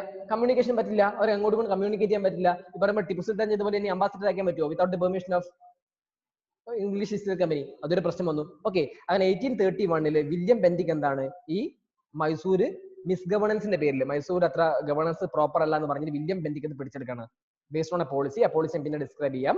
അങ്ങനെ 1881 വരെ ഇത് ബ്രിട്ടീഷ് ഈസ്റ്റ് ഇന്ത്യ കമ്പനിന്റെ ഡയറക്ട് അണ്ടറിലായിരുന്നു ഈ പറയുന്ന എന്തുണ്ടായിരുന്നത്? മൈസൂർ ഉണ്ടായിരുന്നത്. അങ്ങനെ 1881 ലോർഡ് റിപ്പൺ വരികയാണ്. ലോർഡ് റിപ്പൺ വീണ്ടും ഈ സാധനം രാജവംശത്തിന് തിരിച്ചു കൊടുക്കുകയാണ്. ഓക്കെ, ഇത്രയും കാര്യങ്ങൾ. ഇത് ഇതിന്റെ തിയറീസ് ആണ്. തിയറി പോർഷൻ ഞാൻ ഓൾറെഡി നിങ്ങൾക്ക് കൊടുത്തിട്ടുണ്ട്. ഓക്കെ, അപ്പോൾ ഇത്രയും കാര്യങ്ങൾ നിങ്ങൾക്ക് മനസ്സിലാവും. ഇതിനകത്ത് എന്തെങ്കിലും ഡൗട്ട് വീണ്ടുണ്ടോ? ഫോർത്ത് ആംഗ്ലോ മൈസൂർ വാർ ഞാൻ ഒന്നും കൂടി എക്സ്പ്ലെയിൻ ചെയ്യാം. ഓക്കെ, അപ്പോൾ ടിപ്പുവിന്റെ ആക്ഷൻ ആയിരുന്നു ഈ ഫോർത്ത് ആംഗ്ലോ മൈസൂർ വാറിന്റെ പ്രധാനപ്പെട്ട കാരണം എന്ന് പറയുന്നത്. അതിൽ ആദ്യത്തെ കാരണം 1796 ഈ പറഞ്ഞ കൃഷ്ണരാജ 3 എന്ത് ചെയ്തിട്ടില്ല? രാജാവ് അംഗീകരിക്കാതെ, അതായത് ഓഡയർ ഡൈനാസ്റ്റി ഹിന്ദു ഡൈനാസ്റ്റി രാജാവ് അംഗീകരിക്കാതെ ടിപ്പു സുൽത്താൻ സെൽഫ്ലി എന്ത് ചെയ്തു? ഞാൻ സുൽത്താൻ ആണെന്ന് അംഗീകരിച്ചു. അങ്ങനെ ടിപ്പു സുൽത്താനായിട്ട് മാറി. ഓക്കെ, പിന്നെ ടിപ്പു എന്ത് ചെയ്തു? ഈ പറയുന്ന പോലെ ഹ്യൂമിലിയേറ്റിംഗ് ഡിഫീറ്റ്, ട്രീറ്റി ഓഫ് ശ്രീരംഗപട്ടണത്തില് ഈ പറയുന്ന പോലെ ടിപ്പുവിന് ഡിഫീറ്റ് ഭയങ്കര ബുദ്ധിമുട്ടായിരുന്നു. പിന്നെ ടിപ്പുവിന്റെ മക്കളെ ഹോസ്റ്റേജ് ആയിട്ട് കൊണ്ടുപോയിട്ടുണ്ടായിരുന്നു. സ്വാഭാവികമായിട്ട് അതിന്റെ ദേഷ്യമുണ്ട്. അപ്പോൾ സ്വാഭാവികമായിട്ട് ആ ഒരു പ്രോബ്ലം ടിപ്പുവിനുണ്ടായിരുന്നു. പിന്നെ 1796 എന്ത് ചെയ്തു? ടിപ്പു സുൽത്താൻ എന്ത് ചെയ്തു? Effort modernising navy. Tipu Sultan modernising army ഉണ്ടാക്കാൻ ശ്രമിച്ചിരുന്നു. അതുപോലെ തന്നെ മോഡേണൈസിംഗ് നേവിന്റെ പേരിൽ ഈ പറയുന്ന പോലെ ബാറ്റിൽ ഷിപ്പും ഫ്രിഗേറ്റ്സ് ഒക്കെ കൊണ്ടുവന്നു. ഓക്കെ, അത് ആർക്ക് ഇഷ്ടപ്പെട്ടില്ല? വെലസ്ലിക്ക് ഇഷ്ടപ്പെട്ടില്ല. വെലസ്ലി ഓൾറെഡി സബ്സിഡറി അലയൻസ് ഉണ്ടായിരുന്നു വെലസ്ലിക്ക്. അപ്പോൾ വെലസ്ലി എന്ത് ചെയ്തു? ഈ ചാർജുകളുടെ പേരിൽ എന്ത് ചെയ്തു? ടിപ്പുവിനെ യുദ്ധത്തിന് പ്രഖ്യാപിച്ചു. ഒന്ന് നിസാമിനെയും ഈ പറയുന്ന പോലെ തന്നെ മറാത്തസിനെയും അറ്റാക്ക് ചെയ്തതിന്റെ കാര്യം. കാരണം ഓൾറെഡി നിസാം ഓഫ് ഹൈദരാബാദ് എന്താണ്? സബ്സിഡറി അലയൻസ് ആണ്. അപ്പൊ അവരുടെ പ്രൊട്ടക്ഷൻ ആരുടെ ഉത്തരവാദിത്തമാണ്? ഈ പറയുന്ന പോലെ തന്നെ വെലസ്ലിന്റെ ഉത്തരവാദിത്തം കൂടിയാണ്. അതായത് ബ്രിട്ടീഷ് ഈസ്റ്റ് ഇന്ത്യ കമ്പനിയുടെ ഉത്തരവാദിത്തമാണ്. ഓക്കെ, ഈ പറഞ്ഞ പോലെ പക്ഷേ മറാത്തസിന് ഇഷ്യൂ ഉള്ളതുകൊണ്ട് തന്നെ മറാത്തസിന് അലയായിട്ട് പ്രഖ്യാപിച്ചിട്ടുണ്ട്. പക്ഷേ മറാത്തസ് അപ്പൊ സബ്സിഡറി അലയൻസ് സൈൻ ചെയ്തിട്ടില്ല. അത് നമ്മൾ സെക്കൻഡ് മറാത്ത വാർ പഠിക്കുന്ന സമയത്ത് നമ്മൾ പറയും. സെക്കൻഡ് ആംഗ്ലോ മറാത്ത വാർ പഠിക്കുന്ന സമയത്ത് അവർ എപ്പോഴാണ് സബ്സിഡറിയിൽ സൈൻ ചെയ്ത് നമ്മൾ കാര്യങ്ങൾ പറയും. ഓക്കെ, പിന്നെ ഈ പറയുന്ന പോലെ തന്നെ എന്ത് ചെയ്തു? ഈ ടിപ്പു സുൽത്താൻ അംബാസിഡർമാരൊക്കെ പല സ്ഥലങ്ങളിലേക്ക് അയക്കാൻ തുടങ്ങി. ഈ പറയുന്ന പോലെ സഹായത്തിന് വേണ്ടി. ആർക്കെതിരെ? ബ്രിട്ടീഷ് ഈസ്റ്റ് ഇന്ത്യ കമ്പനിക്കെതിരെ. അപ്പോൾ സ്വാഭാവികമായിട്ട് വെലസ്ലിക്ക് ദേഷ്യം വന്നു. അങ്ങനെ ഫോർത്ത് ആംഗ്ലോ മൈസൂർ വാർ വെലസ്ലിന്റെ സമയത്ത് നടക്കുകയാണ്. ഫോർത്ത് ആംഗ്ലോ മൈസൂർ വാർ നടക്കുന്ന സമയത്ത് ഒരു അലയൻസ് ക്രിയേറ്റ് ചെയ്തിരുന്നു. ഇംഗ്ലീഷ്, മറാത്താസ്, പിന്നെ Nizam of Hyderabad. Nizam of Hyderabad already subsidiary alliance ചെയ്തതുകൊണ്ട് നിസാം ഓഫ് ഹൈദരാബാദിനെതിരെ ഒന്നും കൊടുക്കേണ്ടി വന്നിട്ടില്ല. ഓക്കെ, ഒന്നും സഹായം ചെയ്തേണ്ടി വന്നില്ല. കാരണം സബ്സിഡറി അലയൻസിന്റെ കാര്യം പറഞ്ഞു. 3 കാര്യങ്ങളാണ് സബ്സിഡറി അലയൻസ് ഞാൻ ഒന്നുകൂടെ പറഞ്ഞു. Repeat once again. ആദ്യത്തെ കാര്യം എന്താണ്? ഒന്ന്, ട്രൂപ്സിനെ, അതായത് ഇംഗ്ലീഷ് ഈസ്റ്റ് ഇന്ത്യ കമ്പനിന്റെ മിലിറ്ററി ട്രൂപ്പിനെ അവിടെ മെയിൻറ്റെയിൻ ചെയ്യും. ഏത് സ്ഥലത്താണോ ആരാണോ സബ്സിഡറി അലയൻസ് സൈൻ ചെയ്തത് അവിടെ മെയിൻറ്റെയിൻ ചെയ്യും. രണ്ടാമത്തത്, ഒരു റെസിഡൻസ് ആ കോർട്ടിൽ ഉണ്ടായിരിക്കും, ബ്രിട്ടീഷ് ഈസ്റ്റ് ഇന്ത്യ കമ്പനിയുടെ റെസിഡൻസ്. മൂന്നാമത്തെ കാര്യം എന്ന് പറയുന്നത്, ഈ പറയുന്ന സബ്സിഡറി അലയൻസ് സൈൻ ചെയ്തിട്ടുള്ള ഒരു രാജ്യത്തിന് എന്ത് ചെയ്യാൻ പറ്റില്ല? ഒന്ന്, ഫോറിൻ റിലേഷൻ ഒന്നും സൈൻ ചെയ്യാൻ പറ്റില്ല. രണ്ട്, without the permission of English അവർക്ക് വാർ ഡിക്ലെയർ ചെയ്യുന്ന അധികാരമില്ല. ഓക്കെ, അപ്പൊ തന്നെ അവരുടെ എല്ലാ പവറും അവസാനിപ്പിച്ച് പപ്പറ്റ് റൂളർ എന്ന കോൺസെപ്റ്റിലേക്ക് മാറി നടത്തും. ഓക്കെ, അപ്പൊ വെലസ്ലിന്റെ ആ ഇത് സൈൻ ചെയ്തുകൊണ്ട് തന്നെ നിസാം ഓഫ് ഹൈദരാബാദിന് ഒന്നും കൊടുക്കേണ്ടി വന്നില്ല. ഇവർ മൂന്നും കൂടി ചേർന്നിട്ട് ടിപ്പുവിനെ അറ്റാക്ക് ചെയ്യാണ്. ടിപ്പുവിനെ അറ്റാക്ക് ചെയ്ത് ആ യുദ്ധത്തിൽ ടിപ്പു തോൽക്കുകയാണ്. ഓക്കെ, അങ്ങനെ ഫാമിലി മെമ്പേഴ്സിനെ വെല്ലൂരിലേക്ക് മാറ്റുകയാണ്. പിന്നെ യുദ്ധത്തിന് ശേഷം എന്താണ്, ഈ പറയുന്ന പോലെ തന്നെ ഒരു രാജാവിനോട് കൊണ്ടുവരണം. അപ്പൊ മൈനസ് ആയിട്ടുള്ള കൃഷ്ണരാജൻ എന്ത് ചെയ്തു? അവിടെ രാജാവാക്കി പപ്പറ്റ് റൂളറാക്കി. ഈ കൃഷ്ണരാജൻ എന്ത് ചെയ്തു? സബ്സിഡറി അലയൻസിന് സൈൻ ചെയ്യാണ്. സ്വാഭാവികമായിട്ട് 1798-99 എന്ത് ചെയ്തു? സബ്സിഡറി അലയൻസ് സൈൻ ചെയ്തത് കൊണ്ട് തന്നെ ഈ 3 കാര്യങ്ങൾ ഈ പറയുന്ന പോലെ കൃഷ്ണരാജന്റെ കോർട്ടിലും സബ്സിഡറി അലയൻസ് ആയിട്ട് വെലസ്ലി കൊണ്ടുവരാണ്. ഓക്കെ, പിന്നെ ടിപ്പുവിന് ശേഷം ഞാൻ പറഞ്ഞ കാര്യങ്ങളൊക്കെ സെയിം സാധനങ്ങൾ ഒന്നും കൂടി റിപ്പീറ്റ് ചെയ്യാണ്. ടെറിട്ടറി ഓഫ് ടിപ്പു ഡിസ്ട്രിബ്യൂട്ട് ചെയ്തു, ഈ പ്ലേയേഴ്സിനൊക്കെ ഡിസ്ട്രിബ്യൂട്ട് ചെയ്തിട്ടുണ്ട്. അതുപോലെ മൈനസ് എന്ന റൂളർ ആയിട്ട് കൃഷ്ണരാജനെ കൊണ്ട് ഭരണത്തിലേക്ക് കൊണ്ടുവന്നു. അദ്ദേഹം സബ്സിഡറി അലയൻസ് സ്റ്റേ ചെയ്തു. 1831 വില്യം ബെന്റേക്ക് ഒരു പോളിസിന്റെ പേരിൽ, ആ പോളിസിന്റെ പിന്നെ പറയാം, മിസ് ഗവർണൻസിന്റെ പേരിൽ മൈസൂർ എന്ത് ചെയ്തു? അനക്സ് ചെയ്യാണ്. ഓക്കെ, അതിനുശേഷം 1881 ലോർഡ് റിപ്പൺ വന്ന സമയത്ത് ഈ പറയുന്ന മൈസൂർ തിരിച്ചു കൊടുക്കുകയാണ്. ഓക്കെ, അങ്ങനെ വീണ്ടും മോഡേൺ ഡാൻസിനോടെ തന്നെ മൈസൂർ വരികയാണ്. ക്ലിയർ? ഇത്രയും കാര്യങ്ങൾ ഞാൻ പറഞ്ഞതിൽ ഡൗട്ട് ഉണ്ടോ നിങ്ങൾക്ക്? ഓക്കെ, അങ്ങനെ എന്താണ് ഈ ഭാഗം ആംഗ്ലോ മൈസൂർ വാർ അവസാനിക്കുകയാണ്. പിന്നെ ഈ പറഞ്ഞ കാര്യങ്ങൾ നിങ്ങൾ ശ്രദ്ധിക്കുക. നിങ്ങൾ പഠിക്കുന്ന സമയത്ത് നിങ്ങൾ ഈ രീതിയിൽ പഠിക്കുക. ഓക്കെ, അതൊരു 4 ആംഗ്ലോ മൈസൂർ വാറുകളുണ്ട്. 4 ആംഗ്ലോ മൈസൂർ വാറുകളെ കുറിച്ച് പഠിക്കുക. 3rd ആംഗ്ലോ മൈസൂർ വാറും 4th ആംഗ്ലോ മൈസൂർ വാറിലും യുദ്ധത്തിൽ ആരാണ് ഇമ്പോർട്ടൻസ് ചോദിക്കാൻ സാധ്യതയുണ്ട്. ഇവിടെ കോൺവാലിസും ഇവിടെ വെലസ്ലിയാണ്. അത് മാത്രം പറഞ്ഞാൽ മതി, മറ്റേ നിങ്ങൾ അത്ര ഇമ്പോർട്ടൻസ് ഇല്ല, നമ്മൾ നോക്കണമെന്നില്ല. ഓക്കെ, പിന്നെ ട്രീറ്റീസിന്റെ കാര്യങ്ങൾ, ഈ പറഞ്ഞ ട്രീറ്റീസിന്റെ കാര്യങ്ങൾ നിങ്ങൾ നോക്കി വെക്കാം. ഓക്കെ, ട്രീറ്റീസ് എന്തൊക്കെയാണ്? Treaty of Madras, treaty of Mangalore, treaty of Srirangapatna. അപ്പോൾ ട്രീറ്റി വന്നിട്ടില്ല. ഓക്കെ, കാരണം സബ്സിഡറി അലയൻസ് ചെയ്യുന്നവരും ട്രീറ്റി ഇല്ല. ഓക്കെ, പിന്നെ ലാസ്റ്റിലാണ് ഈ പറയുന്ന ഒഡയാർ ഫാമിലിയെ ഈ പറയുന്ന ഇൻസ്റ്റാൾ ആക്കുന്ന റോൾ ആക്കുന്നതും സബ്സിഡറി അലയൻസ് കൊണ്ടുവരുന്നതും. Okay, clear? പിന്നെ നിങ്ങൾ എല്ലാവരെയും സംശയം ടിപ്പു സുൽത്താനെ കുറിച്ച്, ടിപ്പു സുൽത്താനെ കുറിച്ച് ചിലപ്പോൾ മീൻസിന് ചോദിക്കാൻ സാധ്യതയുണ്ട്. ടിപ്പുവിനെ കുറിച്ച്, ടിപ്പുവിന്റെ പ്രത്യേകതയെ കുറിച്ച്. അപ്പൊ നമ്മൾ ആദ്യം മോഡേണൈസേഷൻ ഓഫ് ആർമി എന്നുള്ളതാണ്. ഇതിൽ ചില പോയിന്റ്സുകൾ നിങ്ങൾക്ക് ക്ലിയർ ആവില്ല. എന്തായാലും ഞാൻ ജസ്റ്റ് ഒന്ന് പറഞ്ഞിട്ട് പോകാം. അത്ര കാര്യം ഡീറ്റെയിൽ നിങ്ങൾ അറിയണമെന്നില്ല. ജസ്റ്റ് നിങ്ങൾ എന്ത് ചോദിച്ചു കഴിഞ്ഞാൽ, എങ്ങാനും ചോദിച്ചു കഴിഞ്ഞാൽ, ഓൾറെഡി ഹിസ്റ്ററി ഓപ്ഷനിലായിരുന്നു ചോദിച്ചാണ്. ആരെങ്കിലും ഹിസ്റ്ററി ഓപ്ഷനിൽ ഇതിനകത്തുണ്ടോ? ഹിസ്റ്ററി ഓപ്ഷണൽ ഇതിനകത്ത് ഹിസ്റ്ററി ഓപ്ഷൻ എടുക്കുന്ന ആരാണ്? പേര് പറയാമോ? ജിത. ജിത. ഓക്കെ, അപ്പൊ ഹിസ്റ്ററി ഓപ്ഷൻ ആണ് അല്ലേ? അപ്പൊ നിങ്ങൾക്ക് ചോദിക്കും, നിങ്ങൾക്ക് ചോദിച്ച ക്വസ്റ്റ്യൻ ആണ്. ഇതുവരെ UPSC ചോദിച്ചിട്ടില്ല, അതായത് UPSC GS ആണ് ചോദിച്ചില്ല, നിങ്ങൾക്ക് ചോദിച്ച ക്വസ്റ്റ്യൻ ആണ്. ഓക്കെ, അപ്പോൾ അതിനകത്ത് കുറച്ചും കൂടി ഡീപ്പായിട്ട് പഠിക്കണം. ഞാൻ ഈ പറഞ്ഞ കാര്യങ്ങളൊക്കെ തന്നെയാണ് ഈ ഭാഗത്ത് പഠിക്കാനുള്ളത്. ഓക്കെ, അതായത് മോഡേൺ ഇന്ത്യയിൽ ഇത്രയും പറഞ്ഞ കാര്യങ്ങളും പഠിക്കാനുള്ളത് ഓപ്ഷണൽ, അത്രയും ഡീപ്പായിട്ട് എടുത്തിട്ട്. പക്ഷേ ലേറ്റർ സ്റ്റേജിൽ 1857 ശേഷം, റിവോൾട്ടിന് ശേഷം അത്ര ഡീപ്പായിട്ട് ഞാൻ കാര്യങ്ങളൊന്നും പറയില്ല. അതിനകത്ത് ഒരുപാട് മൈന്യൂട്ട് ആയിട്ടുള്ള കാര്യങ്ങൾ പോലും നിങ്ങൾക്ക് ഓപ്ഷണലിൽ ചോദിക്കും. അപ്പൊ ഓപ്ഷണൽ ആ രീതിയിൽ പഠിച്ചേക്കണം. ഓപ്ഷണൽ ക്ലാസ്സിന് അവിടെ ജോയിൻ ചെയ്തിട്ടുണ്ടോ ഇതാ? ഇല്ല സാർ. ഓക്കെ, ഹരി സാറ് ഒരു മെന്റർ വെച്ചുതരാന്ന് പറഞ്ഞിട്ടുണ്ടായി. ഓക്കെ, അപ്പൊ സാർ അത് നോക്കിക്കോളും. അപ്പൊ പേടിക്കണം. ഓക്കെ, അപ്പൊ കാര്യങ്ങൾ പഠിക്കണം. എനിക്ക് ഈ ആരൊക്കെയാണ് എന്നെക്കാട് എൽഡർ എന്ന് അറിയില്ല. അപ്പൊ ഞാൻ പേര് വിളിക്കുന്നത് തെറ്റൊന്നും വിചാരിക്കരുത്. ഞാൻ അങ്ങനെ ഉദ്ദേശിച്ച് വിളിക്കുന്നതല്ല. ചിലപ്പോൾ എല്ലാ ഒരാൾക്ക് എന്നെക്കാട് എൽഡർ ആയിരിക്കും. ഓക്കെ, അതുകൊണ്ട് അത് ക്ഷമിക്കാം. ഓക്കെ, ഞാൻ ശ്രദ്ധിക്കുന്നില്ല ആ കാര്യത്തിൽ. അതുകൊണ്ടാണ് ആ ബഹുമാനക്കുറവുണ്ടോന്നല്ല കേട്ടോ, അങ്ങനെ വിചാരിക്കുകയും ചെയ്യരുതേ. ഞാൻ ആരൊക്കെയൊന്നും അറിയാത്തതുകൊണ്ടാണ്. ഓക്കെ, പിന്നെ നമ്മൾ എന്താണ് ഇദ്ദേഹത്തിന്റെ കാര്യങ്ങൾ നമ്മൾ ഓൾറെഡി പറഞ്ഞു. ആദ്യത്തെ പോയിന്റ്, മോഡേൺ ആർമി അദ്ദേഹം ക്രിയേറ്റ് ചെയ്യുന്നു. യൂറോപ്യൻ മോഡലിൽ മോഡേൺ ആർമി ക്രിയേറ്റ് ചെയ്തെന്ന് പറഞ്ഞു. പിന്നെ 3 ഡോക്യാർഡ്സ് അദ്ദേഹത്തിന് ഉണ്ടായിരുന്നു, മാംഗ്ലൂർ അങ്ങനത്തെ സ്ഥലത്ത്. ഓക്കെ, പിന്നെ നിങ്ങൾ ഓപ്ഷനിലാണെങ്കിൽ മാത്രമേ ഇത്രയും ഡീറ്റെയിൽ ആയിട്ട് അറിയേണ്ടുള്ളൂ. അപ്പൊ നിങ്ങൾ ഫോർ GS പേപ്പർ നിങ്ങൾ എഴുതേണ്ടത് ഈ പോയിന്റ്സുകൾ തന്നെ എഴുതുക. ആദ്യത്തെ പോയിന്റ് എന്ന് പറയുന്നത് organising army in European model. Okay, അതേപോലെ തന്നെ യൂറോപ്യൻ മോഡലിൽ ലാസ്റ്റ് സ്റ്റേജിലേക്ക് എന്ത് ചെയ്തിട്ടുണ്ട്? നേവിയും കൂടി ഉണ്ടാക്കിയിട്ടുണ്ട്. ഇതിനകത്ത് പോയിന്റ് എഴുതിയിട്ടില്ല. ഓക്കെ, നേവിയും കൂടി യൂറോപ്യൻ മോഡൽ ഉണ്ടാക്കിയിട്ടുണ്ട്. അതിന്റെ പേരിലാണ് ഡോക്യാർഡ് വരുന്നത്. ഓക്കെ, മാംഗ്ലൂര്, വാജിദാബാദില്, പറയുന്ന മുലിദാബാദില്, ഈ സ്ഥലത്താണ് അദ്ദേഹം ഡോക്യാർഡ് ഉണ്ടാക്കുന്നത്. അതൊക്കെ അത്ര ഡീറ്റെയിൽ ആയിട്ട് നിങ്ങൾ അറിയേണ്ട. പിന്നെ ഫ്രഞ്ച് ഒഫീഷ്യൽസ് ആയിരുന്നു ട്രെയിനിങ്ങിന് വേണ്ടി വന്നിട്ടുണ്ടായിരുന്നത്. അപ്പോൾ സ്വാഭാവികമായിട്ട് നിങ്ങൾക്ക് മനസ്സിലായിട്ടുണ്ടാവും ഫ്രഞ്ചുമായിട്ടുള്ള ഇദ്ദേഹത്തിന്റെ ബന്ധം. ഓക്കെ, പിന്നെ ടിപ്പുവിന്റെ സയന്റിഫിക് അഡ്വാൻസ്മെന്റ്. ചോദ്യം ചോദിക്കുന്ന സമയത്ത് ഡിവിഷൻ ബേസിൽ എഴുതണം. അതായത് നിങ്ങൾ ഓരോ പോയിന്റും എഴുതേണ്ടത് ഈ രീതിയിലാണ്. ഓക്കെ, അപ്പോൾ ആദ്യത്തെ ടിപ്പു ഈ പറയുന്ന പോലെ pattern of science and technology നന്നായിട്ട് പാറ്റേൺ ചെയ്തിരുന്നു എന്നുള്ളതാണ്. റോക്കറ്റ് ടെക്നോളജി അങ്ങനത്തെ കാര്യങ്ങൾ ടിപ്പു ഈ പറയുന്ന പോലെ കാര്യങ്ങളൊക്കെ ചെയ്തിരുന്നു എന്നുള്ളത്. പിന്നെ ഇന്നോവേറ്റേഴ്സ്, ടിപ്പു ചെയ്ത് പുതിയ കലണ്ടർ, പുതിയ type of coinage, new scale of weight and measures ഒക്കെ ടിപ്പുവിന്റെ കോൺട്രിബ്യൂഷൻ ആയിട്ടുണ്ടായിരുന്നു. ഓക്കെ, ഒന്ന് റോക്കറ്റ് ടെക്നോളജിയുടെ കാര്യം, രണ്ടാമത്തത് കലണ്ടർ മറന്നു പോകരുത്, മൂന്നാമത്തത് കോയിനേജ്, നാലാമത്തത് weight and measures. Weight and measures അളവ് തൂക്കങ്ങളെ കുറിച്ച് പുതിയ ടൈപ്പ് ഓഫ്, അതായത് ഗവേണൻസ് പ്രോപ്പർ ആക്കാൻ വേണ്ടിയിട്ട്. മൂന്നാമത്തത് politics, political aspect political aspect മാത്രം. ഓക്കെ, അപ്പൊ പൊളിറ്റിക്കൽ ആസ്പെക്ടിൽ പറയുന്നത് ഈ വെസ്റ്റേൺ മെത്തേഡ് ഓഫ് അഡ്മിനിസ്ട്രേഷൻ രീതി ആയിരുന്നു ഈ പറയുന്നത് ടിപ്പുനുണ്ടായിരുന്നത്. ടിപ്പു ലവർ ഓഫ് ഡെമോക്രസി എന്നാണ് പറയുന്നത്. ഓക്കെ, എന്തുകൊണ്ടാണ് ലവർ ഓഫ് ഡെമോക്രസി? ടിപ്പു എന്തുണ്ടായിരുന്നു ഞാൻ പറഞ്ഞു, ടിപ്പുന് ഫ്രഞ്ച് റെവല്യൂഷനോട് വളരെ താല്പര്യം ഉണ്ടായിരുന്നു. അതിന്റെ ഭാഗമായിട്ട് എന്തൊക്കെ ഉണ്ടായിരുന്നു? ലിബർട്ടി, ഫ്രെറ്റർണിറ്റി, ഇതിനോട് താല്പര്യങ്ങൾ ഉണ്ടായിരുന്നു. പിന്നെ ടിപ്പുനെ കുറിച്ച് പഠിക്കുന്ന സമയത്ത് നിങ്ങൾ ചില കോൺഫ്ലിക്റ്റഡ് ആയിട്ടുള്ള ഏരിയ പഠിക്കും. അത് ഞാൻ റിലീജിയസ് ഫിയർ ആകുമ്പോൾ പറഞ്ഞു തരും. ഓക്കെ, അധികം ഡീപ്പായിട്ട് ഞാൻ പറയില്ല, കാരണം അവിടെയും കോൺഫ്ലിക്റ്റ് ആണ്. പല ഹിസ്റ്റോറിയൻസും പറഞ്ഞിട്ടുള്ള കാര്യങ്ങളാണ് നമ്മൾ കമ്പയർ ചെയ്യുന്നത്. അപ്പൊ ചില ഹിസ്റ്റോറിയൻസ് ടിപ്പുനെ ക്രിട്ടിസൈസ് ചെയ്യുന്നുണ്ട്, ചില ഹിസ്റ്റോറിയൻസ് ടിപ്പുനെ സപ്പോർട്ടും ചെയ്യുന്നുണ്ട്. ഞാൻ ആ ക്വസ്റ്റ്യൻ വരുന്ന സമയത്ത്, റിലീജിയസ് ഫിയർ വരുന്ന സമയത്ത് പറയാം. ഓക്കെ, പിന്നെ ഞാൻ ഓൾറെഡി പറഞ്ഞു ട്രീറ്റി ഓഫ് ലിബർട്ടി, നേരത്തെ ചോദിച്ച പോലെ തന്നെ ഞാൻ പറഞ്ഞിട്ടുണ്ടായിരുന്നു. ട്രീറ്റി ഓഫ് ലിബർട്ടി ശ്രീരംഗപട്ടണത്തിൽ എന്ത് ചെയ്തിട്ടുണ്ട്? ഈ പറയുന്ന ടിപ്പു സുൽത്താൻ മെയിൻറ്റെയിൻ ചെയ്തിട്ടുണ്ട്. Srirangapatna what ever. ഓക്കെ, നിങ്ങൾ ഏത് ചെയ്താലും തെറ്റൊന്നുമില്ല. ഓക്കെ, പിന്നെ economical advancement, capital development Tipu നടക്കുന്ന ഫ്യൂഡലിസം ആയിരുന്നു ടിപ്പുവിന്റെ ആറ്റിറ്റ്യൂഡ്. അപ്പോൾ ക്യാപിറ്റൽ ഡെവലപ്മെന്റ് ഉണ്ടായിരുന്നു. പിന്നെ modernisation industries. Okay, industries development ആക്ടിവിറ്റീസും ട്രേഡിംഗ് കമ്പനീസ് ഒക്കെ ടിപ്പു നടത്തിയിട്ടുണ്ടായിരുന്നു.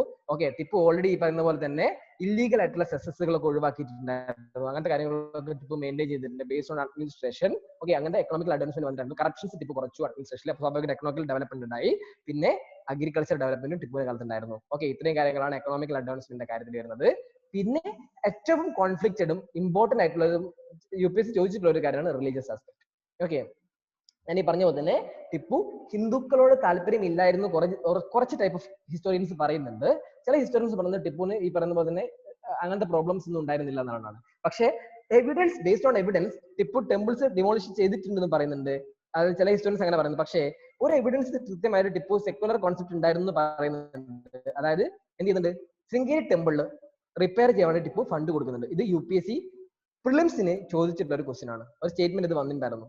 ശൃംഗേരി ടെമ്പിളിൽ ടിപ്പു എന്ത് ചെയ്തിട്ടുണ്ട്? ഫണ്ട് കൊടുത്തിട്ടുണ്ട് റിപ്പയർ ചെയ്യാൻ വേണ്ടിയിട്ട്. ഓക്കെ, അതിന്റെ ബേസിൽ ഈ പറയുന്ന പോലെ പിന്നെ ഹിന്ദു കുറെ ഏരിയാസ് ഈ പറയുന്ന പോലെ തന്നെ ടിപ്പു എന്ത് ചെയ്തിട്ടുണ്ട്?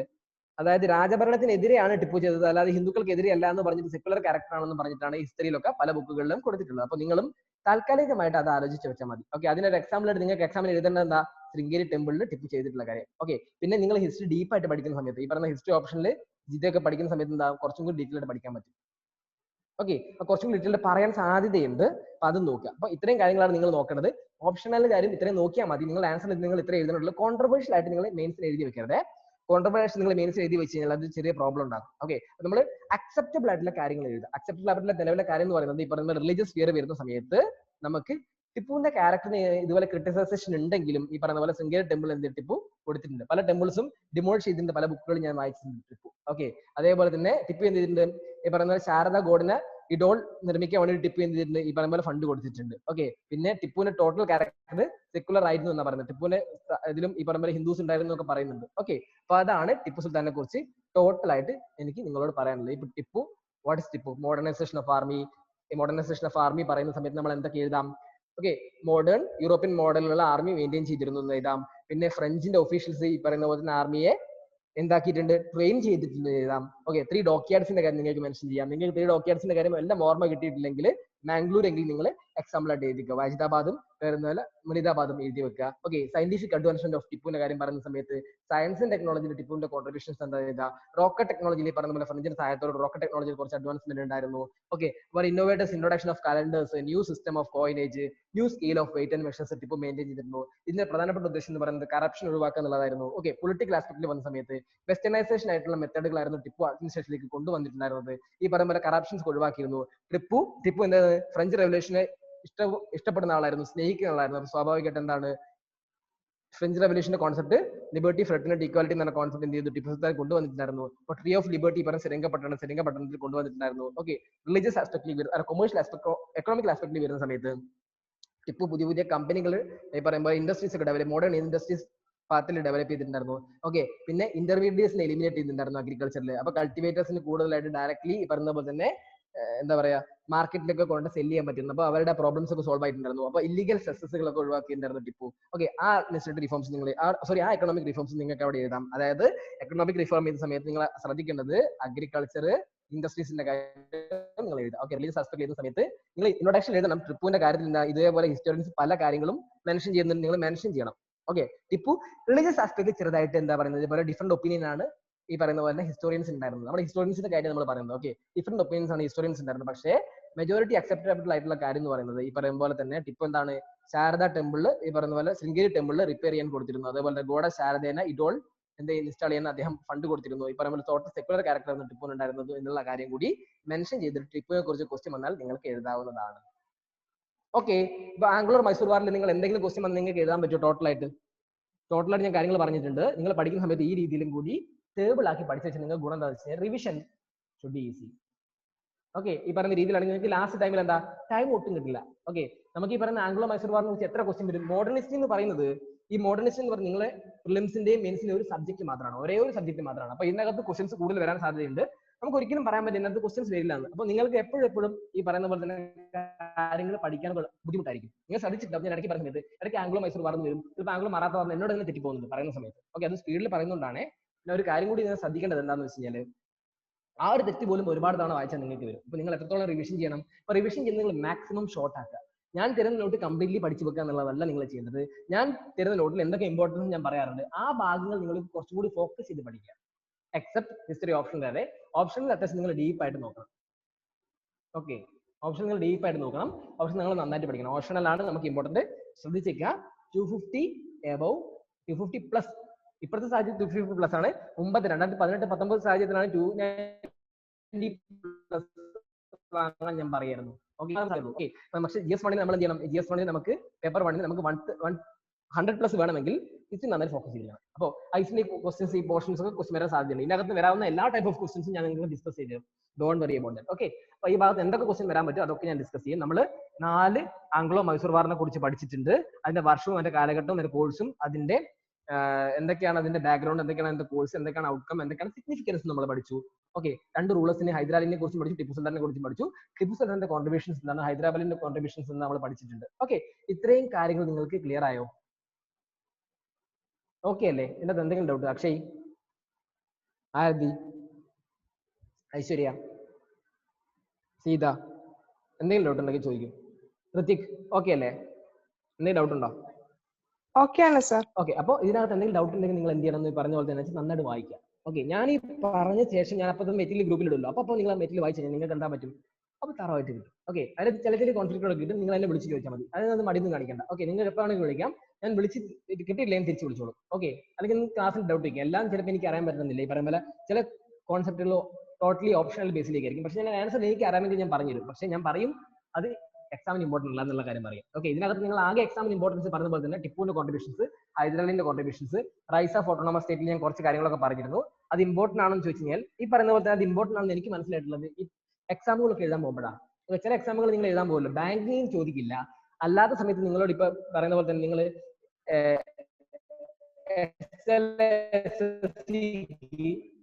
ഓക്കെ, ചില സമയം ഈ പറയുന്ന പോലെ തന്നെ PSCക്ക്, ഓക്കെ, ചിലപ്പോൾ ഈ പറയുന്ന പോലെ KSന്, വേറെ ഏതെങ്കിലും സ്റ്റേറ്റ് ഗവൺമെന്റ് എക്സാം എഴുതാൻ പോകുന്ന സമയത്ത്, ഓക്കെ, പിന്നെ ഈ പറയുന്ന പോലെ ICMRന്റെ എക്സാം ഒക്കെ വരുന്ന സമയത്ത്, ഓക്കെ, പിന്നെ RBI വരുന്ന സമയത്ത്, അതായത് GK വരുന്ന സമയത്ത്, ഓക്കെ, ഈ ഭാഗങ്ങളിലൊക്കെ ചോദിക്കാൻ സാധ്യതയുള്ള പോർഷൻ കൂടിയാണ്. അപ്പൊ നിങ്ങൾ പല എക്സാമുകളും നിങ്ങൾ നോക്കുന്നുണ്ടാവും. അതുകൊണ്ടാണ് ഞാൻ എല്ലാ പോർഷനും കൂടി ക്ലബ് ചെയ്തെടുക്കുന്നത്.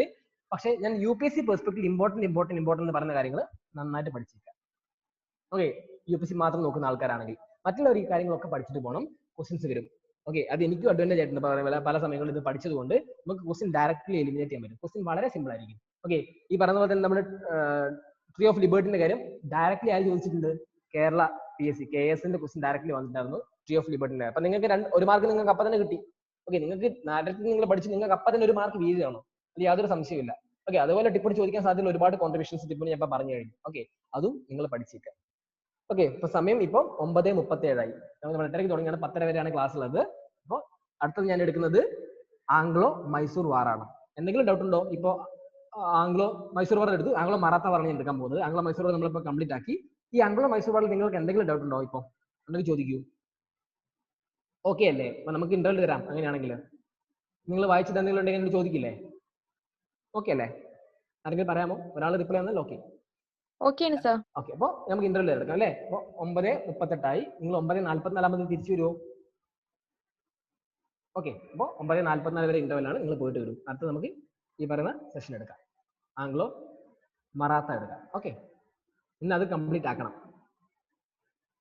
നാളെ നമുക്ക് സിക്കും ഫോറിൻ റിലേഷൻ കൂടി കംപ്ലീറ്റ് ആക്കണം. അതായത് ഈ വീക്കിൽ എനിക്ക് ഈ നിങ്ങളുടെ സെക്കൻഡ് മോഡൽ കംപ്ലീറ്റ് ആക്കണം.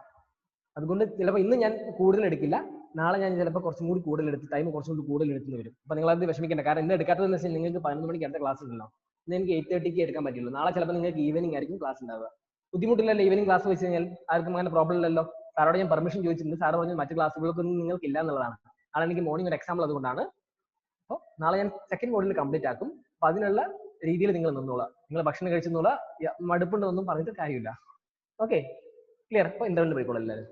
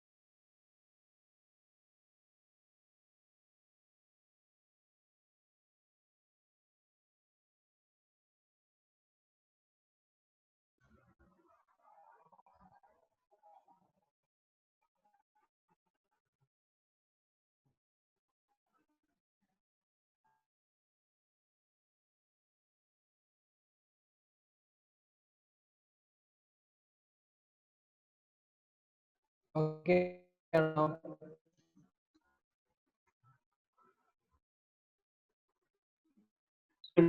അപ്പൊ നമുക്ക് സ്റ്റാർട്ട്